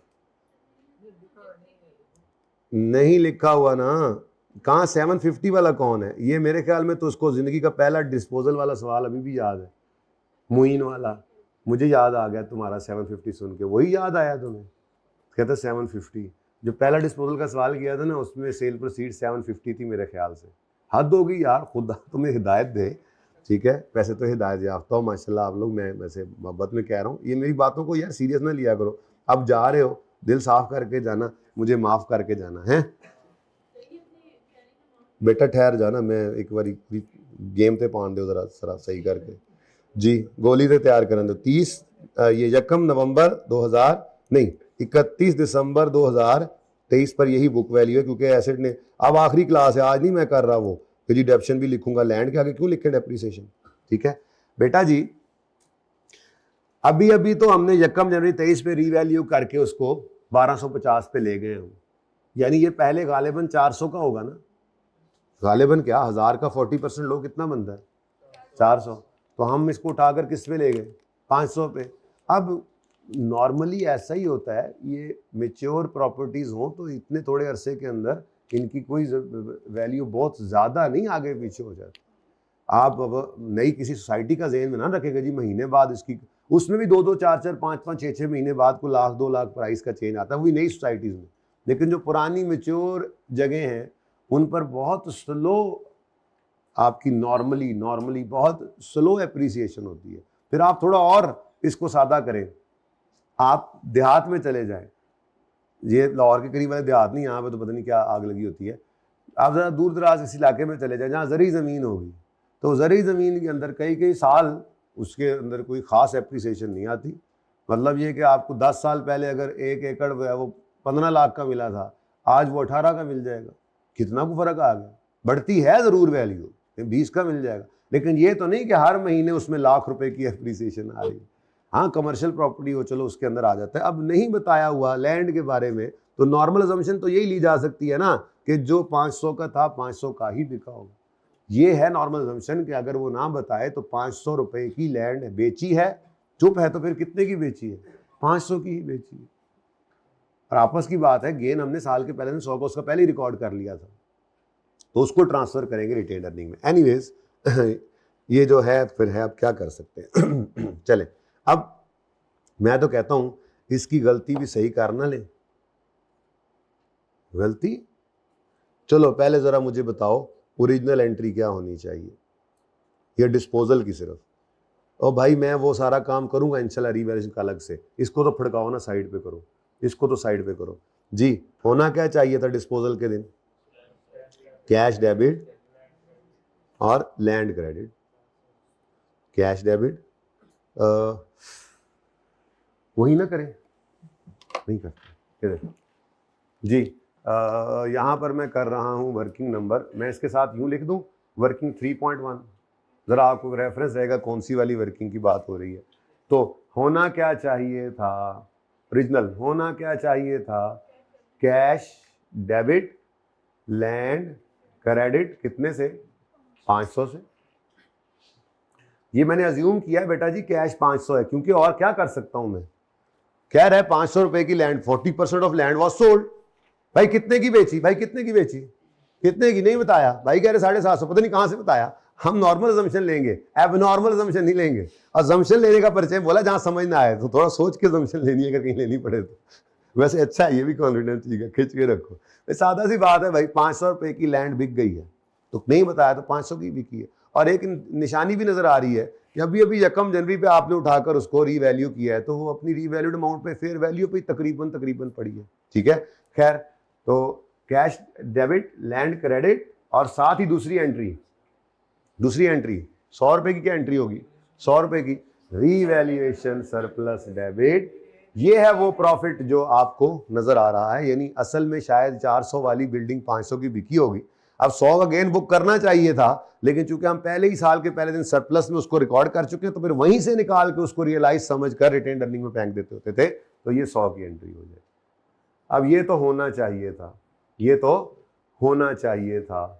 अब जरा इस जो जहां बॉक्स लगा हुआ है, जहां पे उसने कहा है कि उन्होंने अडॉप्ट करने का सोचा, उन्होंने डिसाइड कर लिया है कि हमने रीवैल्यूएशन मॉडल करना है, लेकिन उसके बाद एंड पे क्या लिखा हुआ है, रीवैल्यूएशन फाइनेंशियल स्टेटमेंट्स में इनकॉर्पोरेटेड, बोलो क्या लिखा हुआ है, however this change has not been accounted for, यानी रीवैल्यूएशन को काउंट फॉर। तो उन्होंने 400 वाली बिल्डिंग को 500 पे किया ही नहीं, लैंड को, तुमको तो एसेट अभी भी 1000 पे पड़ा है ना, तो हमने उसको 1250 पे रखा है, इसलिए उन्होंने क्या एंट्री फिर की होगी, जिसको मैं रॉन्ग इसलिए कह रहा हूं कि अब हम पॉलिसी चेंज कर चुके हैं, तो उन्होंने एंट्री की होगी यही वाली, कैश कितना 500, 400 नहीं, कैश 500, लैंड 400। कैसे आया 400, कैसे आया 400, ये 400 कैसे आया, ये 400 क्या है, 1000 का 40%, उनका तो कॉस्ट पे पड़ा हुआ था। अब 400 वाली चीज आपको तो पता लग गया है ना, फेयर वैल्यू उसकी जगह बता दो रहा है फेयर वैल्यू कितनी है, तो बेचा उसने 500 का ही होगा और गेन रिकॉर्ड किया होगा, क्योंकि उसने तो नहीं कहा कि उसने डिस्पोजल रिकॉर्ड नहीं किया, उसने कहा रीवैल्यूएशन को अकाउंट फॉर नहीं किया, तो नॉर्मल तरीके से भी उसने कॉस्ट के ऊपर डिस्पोज किया होगा। 40% 1000 का 40% 400 और 500 उसकी फेयर वैल्यू बनती है, नजर आ रहा है, ठीक है। तो फिर ये कैश वही आ गया, तो पीएनएल, उन्होंने पीएनएल के अंदर ये बैलेंसिंग रिकॉर्ड किया होगा। इसको रॉन्ग इसलिए कह रहा हूं क्योंकि ये तब होता अगर रीवैल्यूएशन ना होती, लेकिन जब हम ये कह चुके हैं कि अब रीवैल्यूएशन को हमने इनकॉर्पोरेट करना है, मैं जरा पहले इधर आ गया हूं, हालांकि असूली तौर पर मुझे क्या करना चाहिए था, लेकिन मुझे आसान क्यों लगा, असूली तौर पर क्या करना चाहिए था, पहले सारी रीवैल्यूएशन को मुझे किताबों में इनकॉर्पोरेट करना चाहिए था, फिर उसके बाद कहना चाहिए था ओहो इन्होंने डिस्पोजल ऐसे कर लिया था तो उसको रिवर्स कर दें। लेकिन मुझे यूं आसान लगा, आप लोगों की इजाजत है, ये मुझे जरा आसान लगा कि यार ये एक बात सामने आ गई है, फड़का दो इसको, तरतीब की क्या जरूरत है, फिगर ही एंड पे सही करनी है ना, ठीक है। तो भाई बड़ी अहम बात निकल गई आपके हाथों से, Ali you have lost this concept. तो 500 और 100 हमने भी गेन रिकॉर्ड किया है, मतलब हम भी सही वाली अकाउंटिंग, सही वाली मतलब नई वाली रीवैल्यूएशन वाली अकाउंटिंग करेंगे तो हम भी गेन रिकॉर्ड करेंगे, लेकिन हम भी 100 रुपए रिटेन अर्निंग में फेंकेंगे रीवैल्यूएशन की वजह से 1 जनवरी को, और उनकी गलती की वजह से पीएनएल के अंदर भी 100 पड़ा जो रिटेन अर्निंग में आ जाएगा, तो उस 100 को तो रिवर्स करना पड़ेगा ना, वही 100 रिवर्स होने लगे, ठीक है। तो फिर क्या करूंगा मैं क्या करूंगा, मैं इसकी एंट्री, अब देखो कैश डेबिट होना चाहिए था 500 से, हो गया, कुछ ना करें, रिटेन अर्निंग क्रेडिट होना चाहिए था, लैंड क्रेडिट होना चाहिए था 500 से, लेकिन लैंड क्रेडिट हुआ है 400 से। उनकी किताबों में लैंड कितने से क्रेडिट हुआ होगा, ये एंड पे जो नजर आ रही है 400 से, तो हम तो कहेंगे नहीं जी नहीं 500 से करें, क्योंकि हमने जब रीवैल्यूएशन की एंट्रीज करनी है ना, हालांकि मैं बार बार कह रहा हूं ये एंट्री एंड पे होनी चाहिए थी, लेकिन मुझे हमें मजा आ गया, मैंने लास्ट टाइम जब ये सवाल कराया था तो ये एडजस्टमेंट बिल्कुल एंड पे कराई थी, पहले रीवैल्यूएशन कर दी थी, मैंने कहा देखो यार अब रीवैल्यूएशन हो गया, मुझे ऐसे दिल कर पड़ा मेरा मैं ये पहले करा दूं, तो मैं बता रहा हूं तरतीब का भी मसला नहीं है, एंट्रीज करनी है वहां पे उसने कौन सा कहा डेट वाइज एंट्रीज करके दो, मुझे बात समझ आ रही है। हालांकि असूली तौर पे क्या है, 1 जनवरी 23 पे पहले रीवैल्यू करें, फिर उसके कहें ओहो हमने रीवैल्यू करके अब जो चीजें चेंज कर ली हैं, दौराने साल उन्होंने पुराने हिसाब से किया होगा तो उसको उल्टा दें, लेकिन ऐसे मुझे जरा मजा आ गया तो मैंने कहा चलो बात कर दे, इजाजत है। चलो तो लैंड डेबिट, लैंड क्रेडिट कर दो 100 से, उसके बाद होना चाहिए था पीएनएल, नहीं क्रेडिट होना चाहिए था, गलत क्रेडिट हुआ, तो सही करने के लिए क्या कर दोगे, डेबिट, ये गेन को उल्टा दो। ये गेन क्यों उल्टा रहे हैं, क्योंकि अभी हमने रीवैल्यूएशन करनी है, जब हमने रीवैल्यूएशन करनी है तो हमने ये गेन साल के पहले दिन रीवैल्यूएशन सरप्लस ओसीआई से निकालते हुए रिकॉर्ड कर लेना है, जब वो कर लेना है तो ये वहां से पहुंच जाना है रिटेन्ड, नहीं वहां से चला जाना है सरप्लस में, फिर ये डिस्पोज होना है तो हमने उसको फेंकना है रिटेन्ड अर्निंग में। जब ये सारा कुछ हम करेंगे, जब हमने रिटेन्ड अर्निंग में फेंकना है और इन्होंने भी 100 रिकॉर्ड किया, पीएनएल में आया हुआ है, तो फिर ये डबल रिकॉर्डिंग हो जाएगी। मैं बार बार कह रहा हूं, बल्कि एक काम करें, इसको इधर लिखते हैं एंड पे, पहले ही एंड पे लिख देते हैं, लेकिन करूंगा मैं पहले, अब मुझे मजा आ गया था, बस मुझे मजा आ गया था, ठीक है।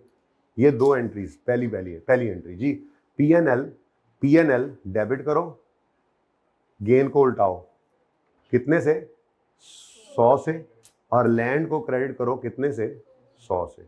ये उसकी गलती हम एंड पे जाके सही कर देंगे, क्योंकि हमने साल के शुरू में एसेट को रीवैल्यू करना है, ठीक है ना, मैं यहां से मिटा रहा हूं। अच्छा, एक तो ये करना है, दूसरा उन्होंने ये नहीं किया होगा, क्योंकि उन्होंने तो एसेट को रीवैल्यू नहीं किया होगा, तो हम उसको कर लेते हैं, ये entry additional, revaluation surplus debit retained earnings credit, कितने से।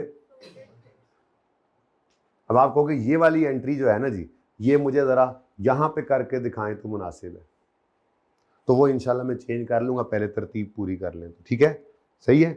अब इस एडजस्टमेंट को एंड पे डाल दे तो कोई मसला तो नहीं। ये RSRE चेंज इन इक्विटी के अंदर आना है, ये OCI में नहीं आना है। लेकिन ये एडजस्टमेंट समझ आ गई है। ये असल में उन्होंने डिस्पोजल रिकॉर्ड किया होना है कॉस्ट मॉडल वाला, हमने रीवैल्यूएशन करके डिस्पोज किया है, तो ये मसला एंड पे आना है। मैंने कहा पहले इसको एड्रेस कर दें। चलो आओ यार वापस आओ, माजरत मैं जरा बहक गया था, अच्छे भले जा रहे थे और बीच ब्रेक लग गई। इधर देखो, लैंड के ऊपर सरप्लस आया है 250, ठीक है, यकम जनवरी की बात करूंगा ना मैं, इतना सरप्लस आया है। ओके, उसके बाद आगे बढ़ते हैं। Next is office building.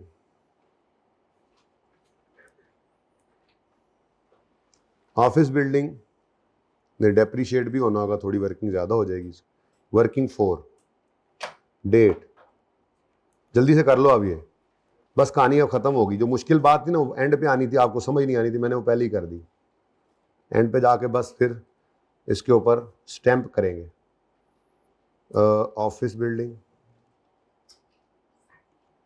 और रीवैल्यूएशन सरप्लस नजर आ रहा है बज़ाहिर, तो देखते हैं। अब लॉस आ गया तो फिर एक कॉलम ऐड कर देंगे, ठीक है बच्चे। अच्छा अब जी क्या है, यकम जनवरी 23 पे इसकी बुक वैल्यू देख के बताओ। 750। ये यकम जनवरी 23 पर ऑफिस बिल्डिंग 750 उठा के ले जाओ, सरप्लस है, ठीक है। तो यकम जनवरी 23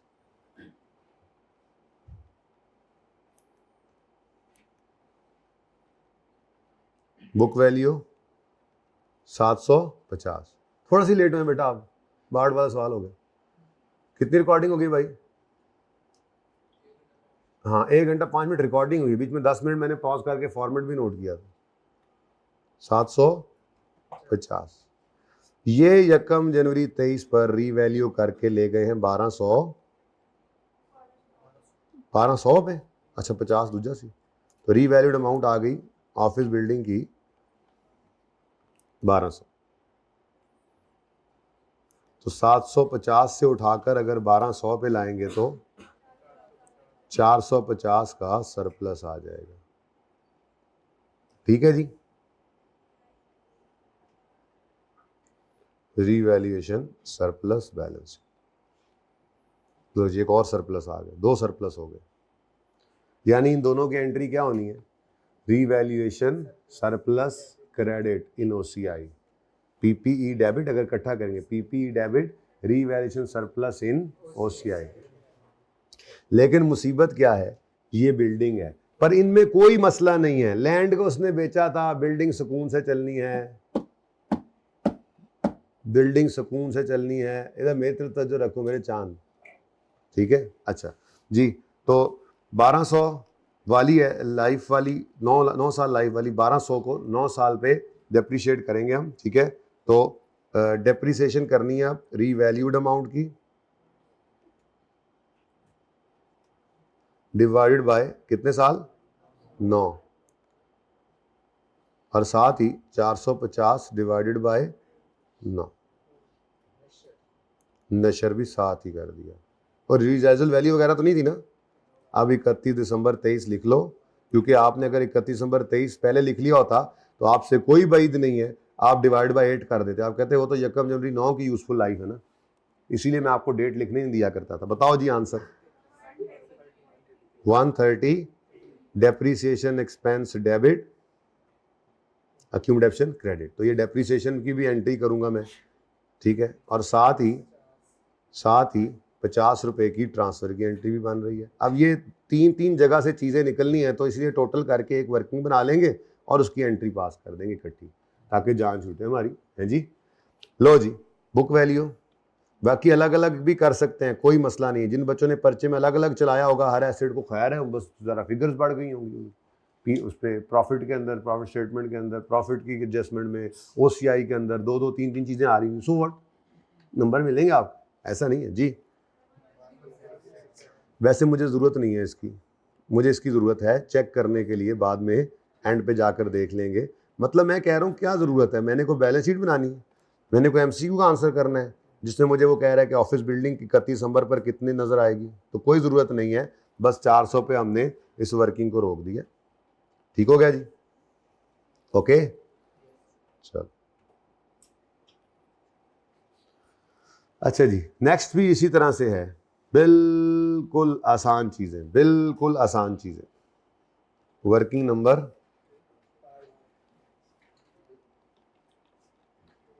वो इधर कर लेते हैं। अब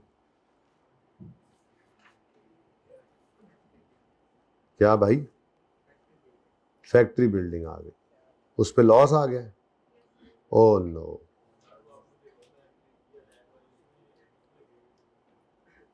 हैं?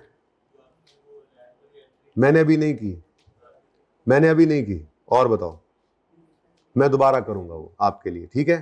पहले ये कर ले, फिर मैं दोबारा करता हूँ। मुझे समझ लग गई थी, एक दो शक्लें देख के जिनमें तुम्हारी भी थी, मैं इसलिए वहां से भाग आया। हालांकि मुझे लग रहा था आसानी जरा, लेकिन अच्छा हो गया, बात हो गई है। अब सिर्फ एंड पे थोड़ा सा ये देखो और ये देखो करना रह गया, ठीक है? चलो, वर्किंग नंबर 5, तीसरा एसेट आ गया। क्या नाम है इसका?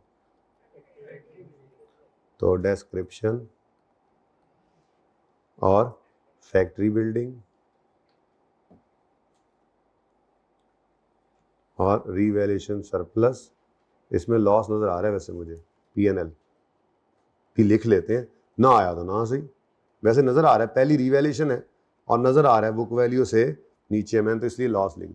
सरप्लस का कॉलम इसलिए डाला है कि चलो आपकी आदत है ये कॉलम खाली भी हो तो ठीक है, बीच में आता है दरमियान में, तरतीब ना खराब हो, वरना आप कोई कॉलम ना डालें सरप्लस का, जरूरत नहीं। पुराना सरप्लस भी नहीं पड़ा, ठीक है, जिसको खाना हो इसने। एनीवेज, 1 जनवरी 2023 पर जी बच्चों 1000 रुपये बुक वैल्यू है, 1000, और 1 जनवरी 23 पर इसकी रीवैल्यूड अमाउंट कम आ रही है। इससे कितनी आ रही है जी ऑफिस में रीवैल्यूड अमाउंट? कितनी जी? 550 जी।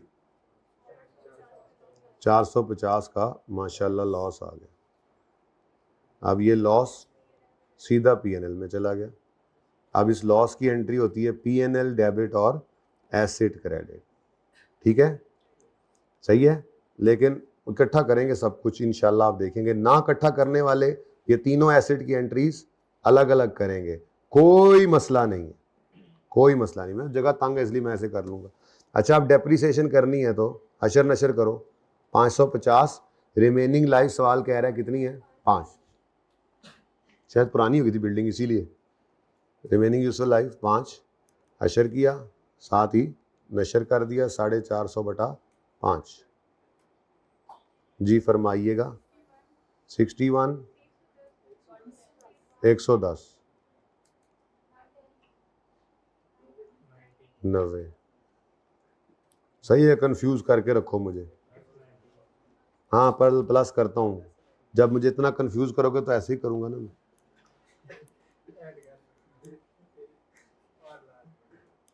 वो भी मिटी जा रहा है, +90, ठीक है? अच्छा जी, ले जी। अब मुझे तो दोनों की कोई ज़रूरत नहीं है, ठीक है? मुझे चेक करने के लिए दोनों की कोई ज़रूरत, लॉस थोड़े चेक करता हूँ P&L में, मुझे फॉर द ईयर एंट्रीज चाहिए। अब येलो फिगर क्या है? तीसरे एसेट में येलो नेगेटिव है, यानी कि 2 एसेट्स पे सरप्लस है, एक पर लॉस है। फिर दोनों की डेप्रीसिएशन है, मतलब लैंड तो डेप्रिसिएट होता नहीं है, इन दोनों की डेप्शन है, लेकिन +90 की एंट्री नहीं होती। इसका मतलब जो ट्रांसफर की एंट्री है वो सिर्फ 50 की इसी की होगी, इंक्रीमेंटल डेप्रीसिएशन वाली, ठीक है? इसको कोई नवा रंग देने हैं। लो भाई, अब वर्किंग्स हो गई हैं पूरी। अब ये अलग अलग भी जा सकते हैं, जैसे ये रीवैल्यूएशन नहीं हुई तो रीवैल्यूएशन नहीं हुई तो पहले आप क्या कर लो, ये 250 की एंट्री क्या है? लैंड डेबिट सरप्लस इन OCI क्रेडिट। 2023 के अंदर OCI है ही नहीं, इधर देखो, तो आप OCI को खुद लेकर आओगे। आइए OCI आइए, सिरे से है ही नहीं, ठीक है? और यहां पे आप 250 लिखोगे। उसके बाद ये बाद में देखते हैं, ठीक है? उसके बाद दूसरा एसेट आएगा, उसके 450 का सरप्लस है, एंट्री है एसेट डेबिट सरप्लस इन OCI क्रेडिट, और वो OCI से होता हुआ कहां जाएगा? इधर ही आना है ना। तो यहां पे आपने पहले लिखा था 250 जमा किया 450, ठीक हो गया। ये आपका OCI रिसीवेबल सरप्लस में इधर आके गिर जाएगा। लेकिन एक और मसला भी है, इसकी एंट्री क्या होती है। अब OCI को हिट नहीं पड़नी इसकी, क्योंकि पहले को सरप्लस पड़ा नहीं है, तो इसकी एंट्री क्या है, PNL डेबिट एसेट क्रेडिट। अब PNL का डेबिट होना इधर हिट करना है, ठीक है, तो वो भी अलग से एंट्री, यानी ये तीनों एंट्रीज मैंने की हैं अलग अलग। फिर बच्चा आगे बढ़ा, बच्चे ने कहा इससे तो डेफिसिट होना ही, डिस्पोजल है, बाद में देखता हूं मैं। बच्चे ने कहा डेप्रिसिएशन की एंट्री होती है depreciation debit accumulated depreciation credit, तो ये अलग अलग डेप्रिसिएशन का बढ़ना एसेट में कम कर ले, या अलग अलग कम करना बढ़ा ले। दूसरी बात मैंने साथ ही बोल दी, सॉरी, अलग अलग डेप्रिसिएशन का बढ़ना एसेट में PNL में क्या कर दे, कम। एक बार इस 133 को, ये बढ़ रही है डेप्रिसिएशन एसेट में, 23 वाले प्रॉफिट में क्या कर दे, माइनस, फिर इसको अलग से कर ले माइनस। लेकिन अब यहां पे एक मसला आएगा, बता दो क्या। पिछली डेप्रिसिएशन नहीं, उन्होंने जो डेप्रिसिएशन की हुई है, यूं बोलो, उन्होंने तो साल पूरे का ड्राफ्ट बना लिया है ना, उन्होंने तो कॉस्ट मॉडल पे एसेट को डेप्रिसिएट किया है ना, तो इसका मतलब ये वाली डेप्रिसिएशन रिकॉर्ड भी करनी है और पुराने वाली डेप्रिसिएशन रिवर्स भी करनी है। पुरानी डेप्रिसिएशन कितनी होगी, उन्होंने रीवैल्यू नहीं किया, तो 750 वाला एसेट है उनका, 1000 वाला एसेट है उनका, और रिमेनिंग लाइफ ही इसी दिन की हुई है। आप कहोगे जी कॉस्ट को रिमेनिंग लाइफ से करें, बिल्कुल कर सकते हैं, बुक वैल्यू को रिमेनिंग लाइफ में करें। कॉस्ट होती तो ओरिजिनल लाइफ चाहिए थी, बुक वैल्यू के लिए चाहिए क्या स्ट्रेट लाइन में, रिमेनिंग लाइफ गिवन है, तो हम वो डेप्रिसिएशन उल्टाएंगे भी सही। अब ये मैंने उन बच्चों के बारे में बताया जिन्होंने कहना है आप ये वर्किंग जब करने लगूं, आप ये वर्किंग क्यों कर रहे हैं, मैं सबको ना इकट्ठा कर रहा हूं, मैं तीनों का इंपैक्ट क्या करूंगा, इकट्ठा, और एक एंट्री पास करूंगा, अपनी सहूलत के लिए कर रहा हूं। जिन्होंने ये नहीं करना उनको मैंने बताया, इन्होंने तीनों को अलग अलग लेकर वो गए हैं, ठीक है। अब मैं एक वर्किंग कर रहा हूं जिसमें इन तीनों को इकट्ठा कर रहा हूं, तो PPE एक चीज क्या हिट होनी है, PPE, जो मेरे सवाल के लिए रेलेवेंट तो नहीं है, लेकिन चलो, दूसरी चीज क्या हिट होनी है, रीवैल्यूएशन सरप्लस, मैंने क्या कर दिया, लैंड ऑफिस फैक्ट्री बिल्डिंग, एक PPE कह दिया, कॉलम मैं लिखूंगा ही नहीं, जरूरत नहीं है मुझे, ठीक है, लेकिन एंट्री तो करनी है ना, हाँ ठीक है लिख दूंगा, ओके लिख दूंगा। तो PPE का एक कॉलम हिट होना है, दूसरा कॉलम होना है रियल सरप्लस का, तीसरा कॉलम होना है PNL का, उसके बाद डेप्रिसिएशन और ट्रांसफर भी है। अब ये 5 चीजें मुझे चाहिए, एसेट्स 3 है, तो ये 5 चीजों का मैं कॉलम वाइज काम कर लूं, कोई हर्ज तो नहीं। जिसको इससे मसला है वो बेशक अलग अलग करे, उनको बता दिया, ठीक है। अब वर्किंग नंबर इसको 6 कहना चाहिए, क्योंकि ये ना तो 2.1 है, ना 3.1 है, ना 4.1 है, ना 5.1 है, ये सब की वालदा है ये वाली वर्किंग, ठीक है। तो ये अम्मी को इधर ले आओ, वर्किंग नंबर कौन सा, 6। अब वर्किंग 6 में कुछ भी नहीं है, मैं इसका कोई टाइटल नहीं दे सकता, ठीक है, वर्किंग 6 का कोई टाइटल नहीं है। वर्किंग 6 में बस मैंने ये तीनों एसेट्स को इकट्ठा करना है, ठीक है, लैंड, ऑफिस बिल्डिंग और फैक्ट्री बिल्डिंग, इनमें 3 चीजें हैं, एक PPE को क्या हिट लगनी है, लैंड की वजह से, फिर बिल्डिंग, फिर ऑफिस, ऐसे ही सरप्लस को क्या हिट लगनी है, फिर PNL को क्या हिट लगनी है, डेप्रिसिएशन को क्या हिट लगनी है, ये सारा नीचे टोटल कर लेंगे तो मेरी एक एंट्री बनेगी इंशाल्लाह, एक एंट्री। बाकी जिसको मसला है, मैं बार बार कह रहा हूं, वो जा सकता है इंडिविजुअली और वो भी बिल्कुल सही होगा, ठीक है। मैं जरा रश की वजह से इतना काम नहीं कर रहा, अपनी सुस्तियां मेरी। तो मुझे बताओ जी, सबसे पहला एसेट कौन सा है, लैंड। अब लैंड को देखो तो उसमें क्या हो रहा है, 1 जनवरी 23 पे लैंड को क्या हो रहा है, सरप्लस आ रहा है, लैंड डेबिट सरप्लस इन OCI क्रेडिट। तो मैं यहां पे आया, मैंने यहां पर लिखा PPE में कितना जी डेबिट, 250, और रीवैल्यूएशन सरप्लस OCI वाला ये कितना क्रेडिट हुआ इसकी वजह से। अब कोई बच्चा यहाँ पे इसके अलग एंट्री करे, लैंड तो पोस्ट नहीं होना, OCI जाके लिखे, नो इशू, यहां से वो कर सकते हैं। ये मैं अलग अलग एंट्रीज यहाँ पे लिख रहा हूँ, ठीक है। इसी तरह से मैं 1 जनवरी 23 पे खड़ा हूँ, ऑफिस बिल्डिंग को क्या हुआ, PPE डेबिट, तो ऑफ बिल्डिंग या ऑन बिल्डिंग कितना जी, 450 से PPE डेबिट और सरप्लस इन OCI क्रेडिट। अब कोई अलग करना चाहे अलग करे, अब उसके OCI में ये 2 चीजें यहाँ पे जाके ब्रैकेट में ऐड हो जाएंगी, पर मैं यहीं से एक बार लिखूंगा, ये फर्क है सिर्फ। तीसरा कौन है, फैक्टोरी बिल्डिंग में क्या हो रहा है, 1000 रुपए, ये सॉरी 450 से पीएनएल डेबिट, लो जी पीएनएल आ गया, पीएनएल डेबिट कितने से, अच्छा ये मैं इतना खुला खुला क्यों लिखा हूं, इतनी जगह है मेरे पास, बंदा बंदा पूछे, इधर हो जाओ यार तुम, थोड़ा सा गुंजाइश ही नहीं है। ये कितना था, 250, ये 400 नहीं, मैं वो बेटा आप रजिस्टर से सारे उठाएंगे तो पता लगेगा मैंने और मसले पे हैं मेरे रोले ने, मेरे बोर्ड वाले रोले ने, आज बोर्ड भी छोटा हो गया ना हमारा थोड़ा, हालांकि हमें, मुझे पता कब्जा ग्रुप बनना चाहिए था, हमें कहना था ये हमारा पहले से कब्जा चल रहा है, लेकिन चलो बुजुर्गों के लिए जगह छोड़ देनी चाहिए, इसमें बड़ी बरकत होगी देख जी। अच्छा जी, पीएनएल आ गया, फैक्ट्री बिल्डिंग है, फैक्ट्री बिल्डिंग, फैक्टोरी बिल्डिंग, बस यही सवाल टाइम लगाने वाला था, बस अकेला, इवन जो आपका पीपीई का नोट है आधे घंटे का सवाल है इंशाल्लाह, तो जो ब्रेक अभी करूंगा उसको ब्रेक के बाद किसी ब्रेक के बाद रखूंगा ना, आपसे 5 मिनट पहले आके मैं फॉर्मेट बना लूंगा, आप आएंगे तो बस फटाफट सवाल कर लेना, बहुत ईजी सवाल, मतलब मुझे तो बहुत ईजी लगा देख के, आपको भी ईजी लगेगा। फैक्ट्री बिल्डिंग में क्या है जी, पीपीई और पीएनएल कितने से, 450, मैं ऐसे लिख देता हूँ 450 और 450, आप पॉजिटिव भी लिख सकते हैं, लेकिन फिर पॉजिटिव में मसला क्या होगा, उधर रखें भाई, पॉजिटिव मसला क्या होगा, आपको पीपीई का टोटल फिर गलत नीचे नजर आएगा, तो मैंने तो एक एंट्री करनी है नेट वाली, जिस एंट्री के अंदर मेरा पीपीई कितने से 250 से डेबिट होना है, सरप्लस 750 से क्रेडिट होना है, और पीएनएल, कैमरा उधर ही है ना भाई, मेरी तरफ तो नहीं, मैं ऐसे हो रहा हूँ कि मैं कैमरा मुझे देख रहा हूँ जी, क्या है पीएनएल 450 से डेबिट, ये इकट्ठी एंट्री हो जाएगी, इसका फायदा ये होगा।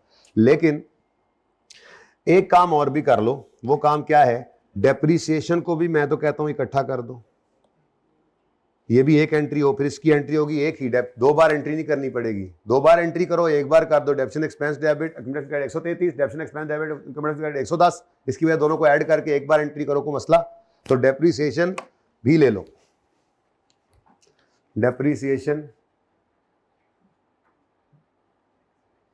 डेप्रीसिएशन ऑफिस बिल्डिंग की कितनी है, 133, और फैक्ट्री बिल्डिंग की कितनी है, 110, अब यहां पे जब टोटल होगा तो एक ही एंट्री कर दूंगा।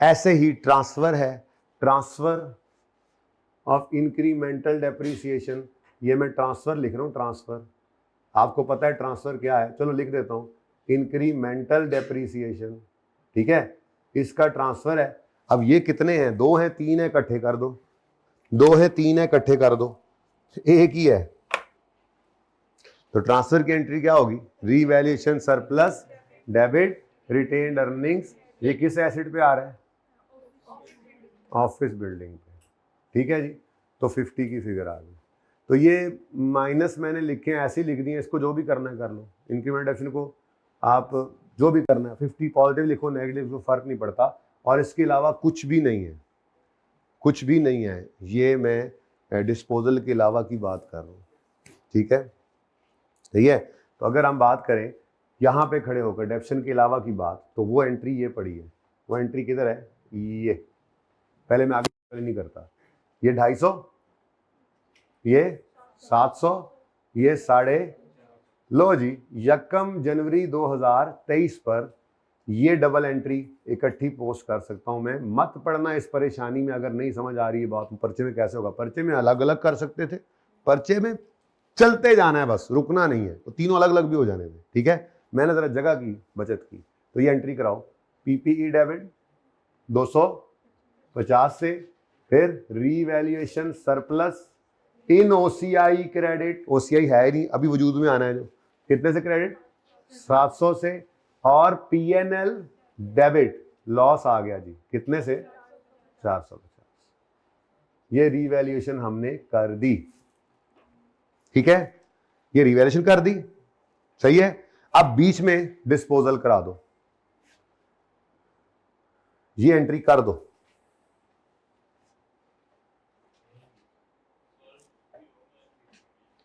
किसकी, अभी मैं वहां पहुंचा ही नहीं, लो जी, अब 2 ऑप्शंस हैं, डेप्रिसिएशन की एंट्री करो, इंक्रीमेंटल डेप्रिसिएशन की एंट्री करो साल के एंड वाली, या पहले डिस्पोजल वाली एंट्री कर दो।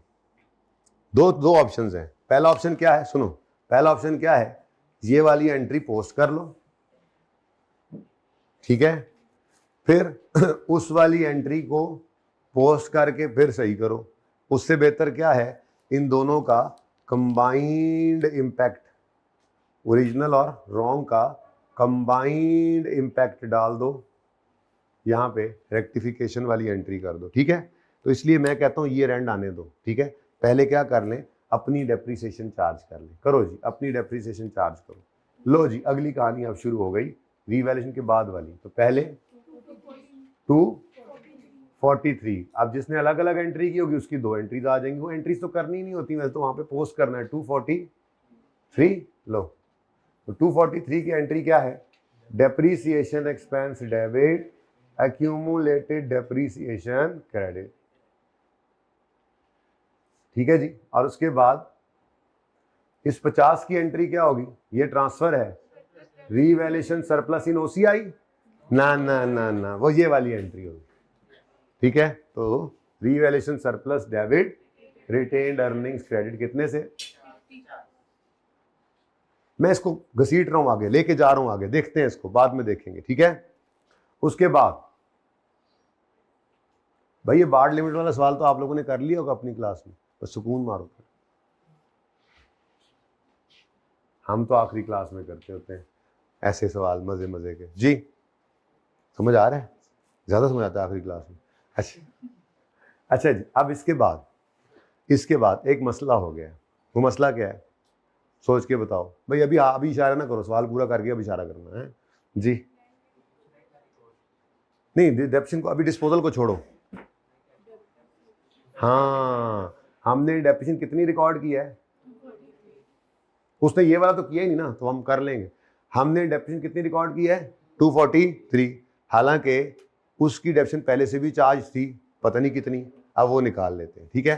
तो जो उसकी डेप्रिसिएशन है उसको फिर क्या करना है, हमने उल्टाना है। तो अक्यूमुलेटेड डेप्रिसिएशन डेबिट करके डेप्रिसिएशन एक्सपेंस क्या कर देंगे, हम क्रेडिट कर देंगे, ठीक है। ये 243 मुझे कहाँ से मिला है, वर्किंग 6 से। ये सब कुछ वर्किंग 6 रेफर कर दोगे ना अब जगह, ये वर्किंग 6 एक जगह लिख देता हूँ, बाकी फिर जाके देख ही लोगे आप, ठीक है। ये भी कहाँ से मिला है मुझे, वर्किंग 6। अब ये कहीं नहीं पड़ा हुआ किसी वर्किंग में, उसने कितनी डेप्रिसिएशन चार्ज की होगी, उसने कॉस्ट से रीवैल्यूएशन पे लाया नहीं। लैंड को तो डेप्रिसिएट करना नहीं था, रह गए बिल्डिंग्स, तो ये 750 और 1000, ये 9 और 5 के हिसाब से उसने डेप्रिसिएट किया होगा। स्ट्रेट लाइन है तो ओरिजिनल कॉस्ट पे ओरिजिनल लाइफ लगती है, लेकिन अगर बुक वैल्यू पे रिमेनिंग लाइफ लगाएं तब भी आंसर सेम आता है। हमारे हिसाब से ही डेटा गिवन था, तो हमने यहाँ पे आकर लिखा 750 डिवाइडेड बाय 9 प्लस 1000 है, 1000 डिवाइडेड बाय 5, ये उसने डेप्रिसिएशन चार्ज की होगी। ये हमने रिवर्स कर दी, कितने से, 283। मतलब हमारी डेप्रिसिएशन कम आई है, असल में हमारी एक बिल्डिंग पे लॉस भी आ गया है ना। एनीवेज, यहां तक कोई मसला है तो बताएं, इसको जरा देख लें। अभी लैंड के डिस्पोजल को छोड़ें,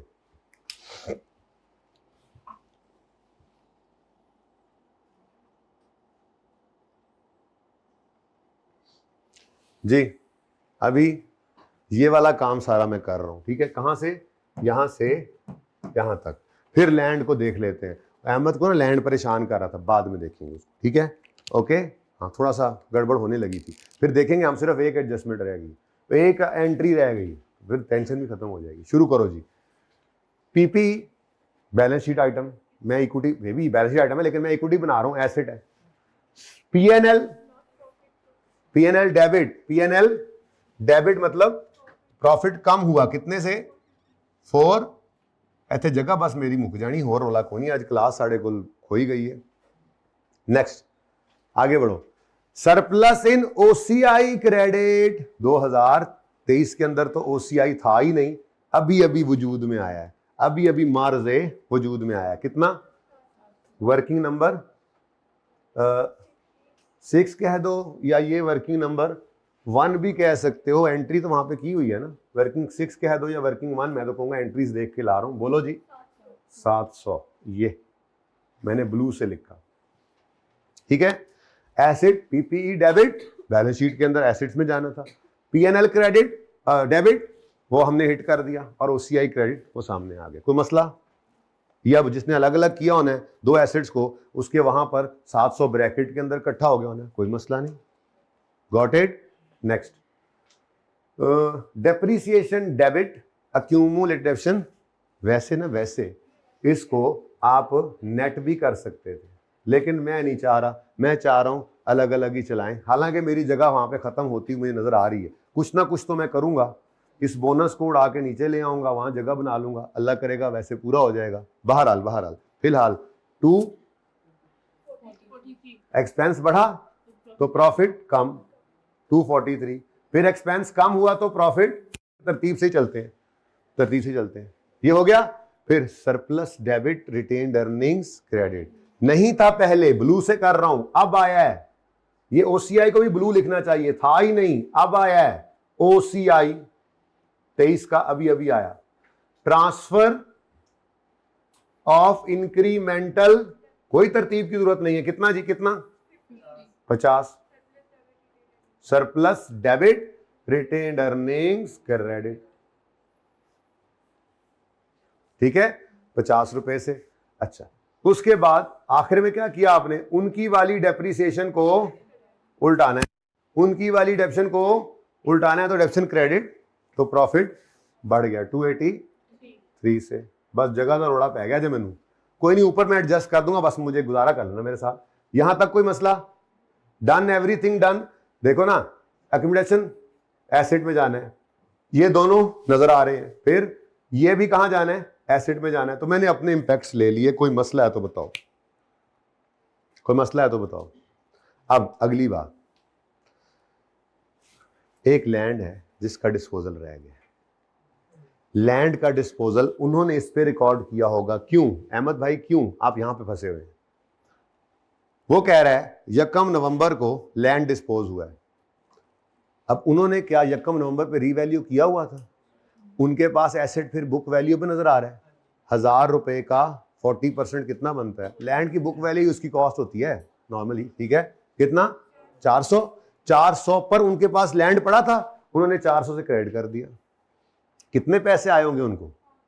ये अज्यूम ना कर लेता 400 आए होंगे, नजर आ रहा है भाई 1 जनवरी पे आपको के वो वैल्यू बढ़ी है, तो आप पागल नहीं हो कि मार्केट के अंदर आप 500 वाली चीज 400 की बेच पाओगे। और रॉन्ग में उसने कैश तो गलत नहीं कर देना ना, रॉन्ग नहीं है, बेसिकली ये पुरानी पॉलिसी है जिसमें वो कॉस्ट मॉडल पे चल रहा था, और कहां उसने लिखा हुआ है कि 400 का उसने बुक किया एसेट, एसेट जितने का बिका है उतने का ही बिकना है ना, और वो भाई अपनी 1 जनवरी एक फेयर वैल्यू, असल में तो ये असम्पशन लेनी पड़ी थी, ठीक है, कि 500 ही होगी, लेकिन 500 से कम तो नहीं ना हो सकती, होती तो बता देता कोई, अगर 1 जनवरी 23 वाली फेयर वैल्यू में कोई चेंज आया होता तो बता देता, तो इसीलिए तो हमने नॉर्मल असम्पशन ये ली कि 500 ही इसकी फेयर वैल्यू है, तो कैश तो 500 ही मिलना था, पर पुरानी पॉलिसी के तहत उनकी किताबों में एसेट 400 पड़ा हुआ था, तो उन्होंने पीएनएल के अंदर गेन बुक कर लिया, कोई गलत भी नहीं है, ये गलत नहीं है वैसे, पर चूंकि अब हम 1 जनवरी पे नई पॉलिसी रीवैल्यूएशन लगा रहे हैं, तो रीवैल्यूएशन मॉडल के अंदर फिर ये गलत हो जाता है। असल में ये इसलिए रॉन्ग कह रहा हूं, बात समझ आई है? ये कॉस्ट मॉडल पे रहते हुए बिल्कुल ठीक एंट्री थी, ये कॉस्ट मॉडल पे रहते हुए बिल्कुल ठीक एंट्री थी, ये बात समझ आ रही है? क्यों ठीक थी? 1100 आना चाहिए, 400 आना चाहिए, क्या मतलब जो बुक वैल्यू थी उस पर बेचा है उसने? क्यों बेटा? रीवैल्यूएशन ना करने का मतलब क्या है? तुम्हारे पास एक प्लॉट पड़ा है, तुम्हारी किताबों में उसकी बुक वैल्यू है जितने का खरीदा था पिछले साल, मैंने कहा इसका 40% मुझे बेच दो, तुमने रीवैल्यूएशन की नहीं, तो मुझे 400 का बेच दोगे वो 1000 रुपए वाला प्लॉट?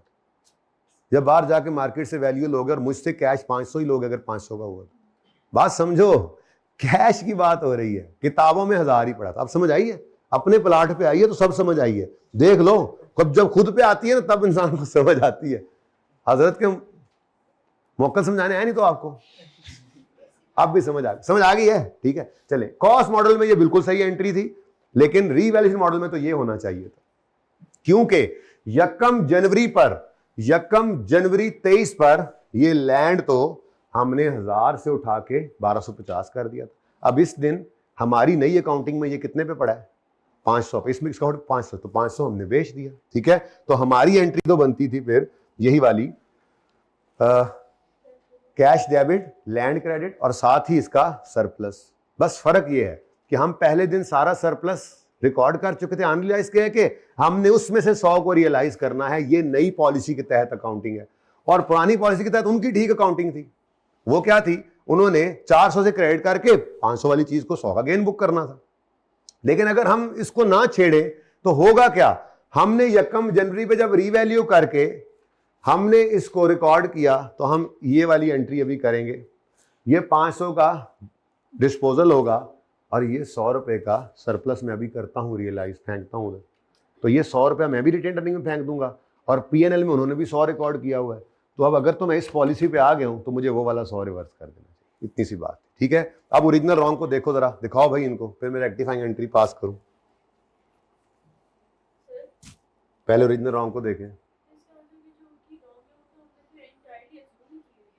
क्या मतलब? बिल्कुल नहीं अज्यूम की, एसेट तो बिका ही है ना। 400 हमें पता है क्योंकि उससे 40% लैंड है। हाँ हाँ, जो 500 कैश है वो तो इधर भी बेटा अज्यूम ही किया है।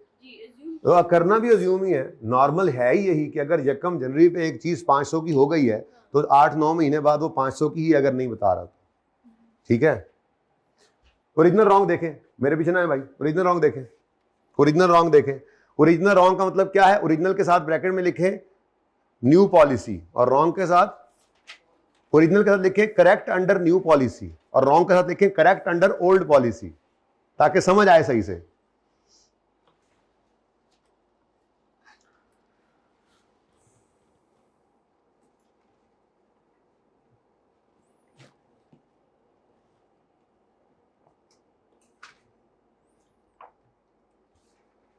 हाँ जी, तो आप फिर रेक्टिफाइंग एंट्री कर लें।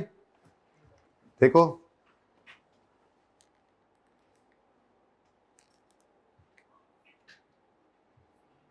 पहले डिस्पोजल की एंट्री करें और फिर रेक्टिफाइंग एंट्री भी कर लें। यानी ये, अच्छा नेट भी कर सकते हैं हम, नेट भी कर सकते हैं, नेट भी कर सकते हैं, ठीक है ना।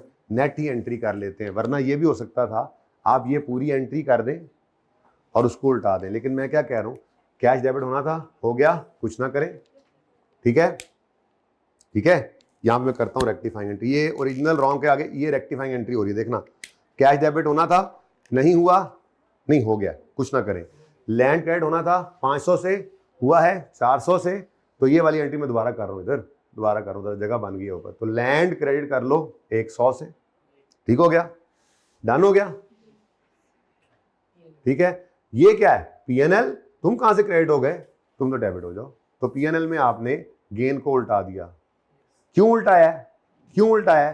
क्योंकि आपकी एंट्री में क्या होना है अभी, आपकी एंट्री में क्या होना है अभी, ये सरप्लस डेबिट और रिटेन्ड अर्निंग क्रेडिट करना है आपने 100 से। क्योंकि आप इस दिन खड़े होके ये 700 के अंदर इस 100 के गेन को भी रिकॉर्ड कर चुके हैं, जिसको आपने डिस्पोजल के दिन रिटेन्ड अर्निंग से निकाल के रियल सरप्लस में से निकाल के रिटेन्ड अर्निंग में फेंकना है।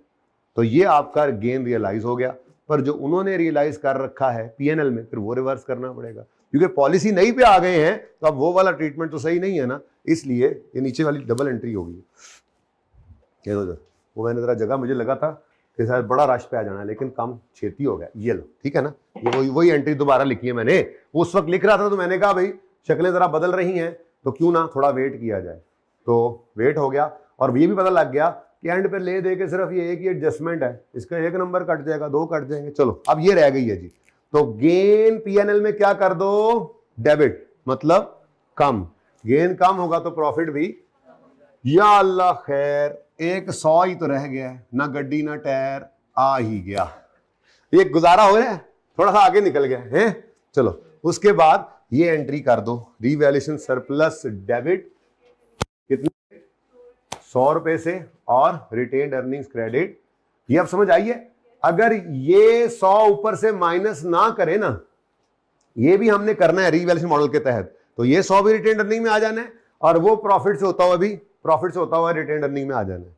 तो ये डबल डबल रिकॉर्डिंग हो जाएगी गेन की, इसलिए एक उल्टाना था, पुरानी पॉलिसी वाला ही उल्टाएंगे क्योंकि नई पॉलिसी को तो हमने अडॉप्ट किया था। ठीक है, ओके।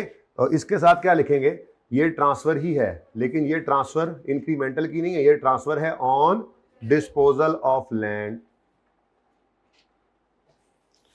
ओ मुक गया ही भाई, मुक गया ही, अभी मुक गया ही। ठीक है, तो कहानी खत्म, पैसा आजम। कहां पे कौन सी वर्किंग का रेफरेंस हो, यहाँ पे कुछ भी कर लें यार, वर्किंग वन का ही रेफरेंस दे दें सारी जगहों पे, क्योंकि एंट्रीज तो वहीं पे हुई हुई है। ये यहाँ से सारा वर्किंग वन है। चलो अल्लाह खैर करे। अब इसके आगे पी कैसे लिखूंगा, आर रीस्टेटेड प्रॉफिट के आगे? अच्छा 23 में रीस्टेट लिखना नहीं। चलो शुरू हो जाओ। हाँ भाई, टोटली करने रह गए आप, कि वो भी मैं कराऊं आपको आकर, जल्दी बोलो। -450। लो जी, ये हुआ तो उसका असर ये हुआ कि आपका शेयर कैपिटल बदल गया है ना। इसीलिए मैंने शेयर कैपिटल को पहले ही एंड पे पहुंचा दिया था, उसमें मसला था ही नहीं। यही तो मैं कह रहा था, शेयर कैपिटल शेयर प्रीमियम इनमें कोई मसला नहीं आना। तो 2400 वैसा ही आ गया, 563 वैसा ही आ गया, लेकिन हाँ 895 ये हमारी रिटेन्ड अर्निंग्स क्या हो गई, रीस्टेट।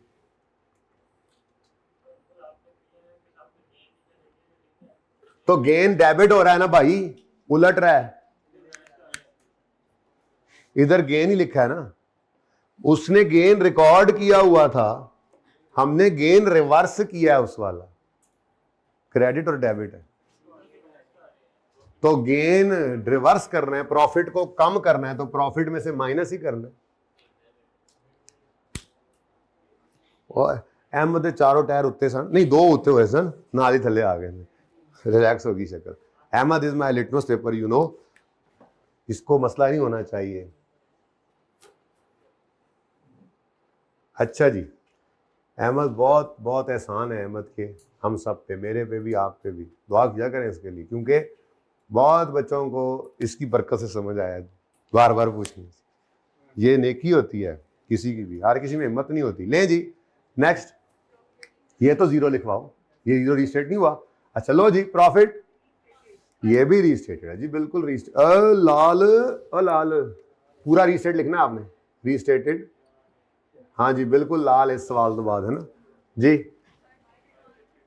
552, उसके बाद आ गया, सब कुछ हो गया, ये भी आ गया, बोलो 323 1087, अभी भी जीरो ही है, ये तो अब आके आया था, इस साल में आया। अच्छा तरतीब की कोई जरूरत नहीं होती, खुल के खेला करो। लो जी एक मिनट, 140, इसके साथ रीस्टेट किसने लिखना है? नहीं कैसे बेटा, ऊपर दोनों चीजें रीस्टेट हो गई हैं।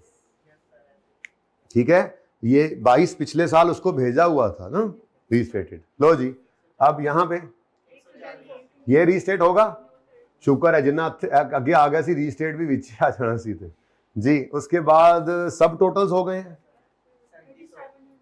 3700, 640, 640, 717। अच्छा 550 को चेक कर सकते हो, मैंने इसीलिए ये टोटल्स लिखे थे। ये इधर देखो, ये दोनों सरप्लस का बैलेंस मैच करता होता था ना क्लोजिंग से, ये मैंने इसीलिए लिखे थे, आगे यहाँ पर था ही नहीं। तो वही 450 आपको नजर भी आ रहा है सरप्लस में। ठीक है, तो ये जनाब आपका सवाल है, और इससे मुश्किल नहीं हो सकता कुछ इसमें। तो हमने बहरहाल एक छोटा सा सवाल, भाई कितनी देर की रिकॉर्डिंग हो गई? 45 मिनट, ओ माय गॉड। तो यूं कर लो फिर, इसको 2 घंटे पूरा ही कर लेते हैं, क्या ख्याल है? अच्छा चलो ठीक है, इसको पार्ट को यहां क्लोज करते हैं, लेकिन ब्रेक अभी नहीं दे रहा। बात सुन ले मेरी, IS 8 की बात चालू है तो चलती रहे, मुनासिब है। तो इसको थोड़ा 15-20 मिनट और चाहिए मुझे। एक मैंने वो टर्म टेस्ट 2 वाला सवाल डिस्कस करके आपको होमवर्क में देना है, उसके बाद आपके कोई MCQs हैं वो पूछने, कुछ थेरी। चलो ब्रेक देता हूं, लेकिन इस सवाल पर ही फिर ब्रेक कर लें, ये पार्ट यहां क्लोज कर दें।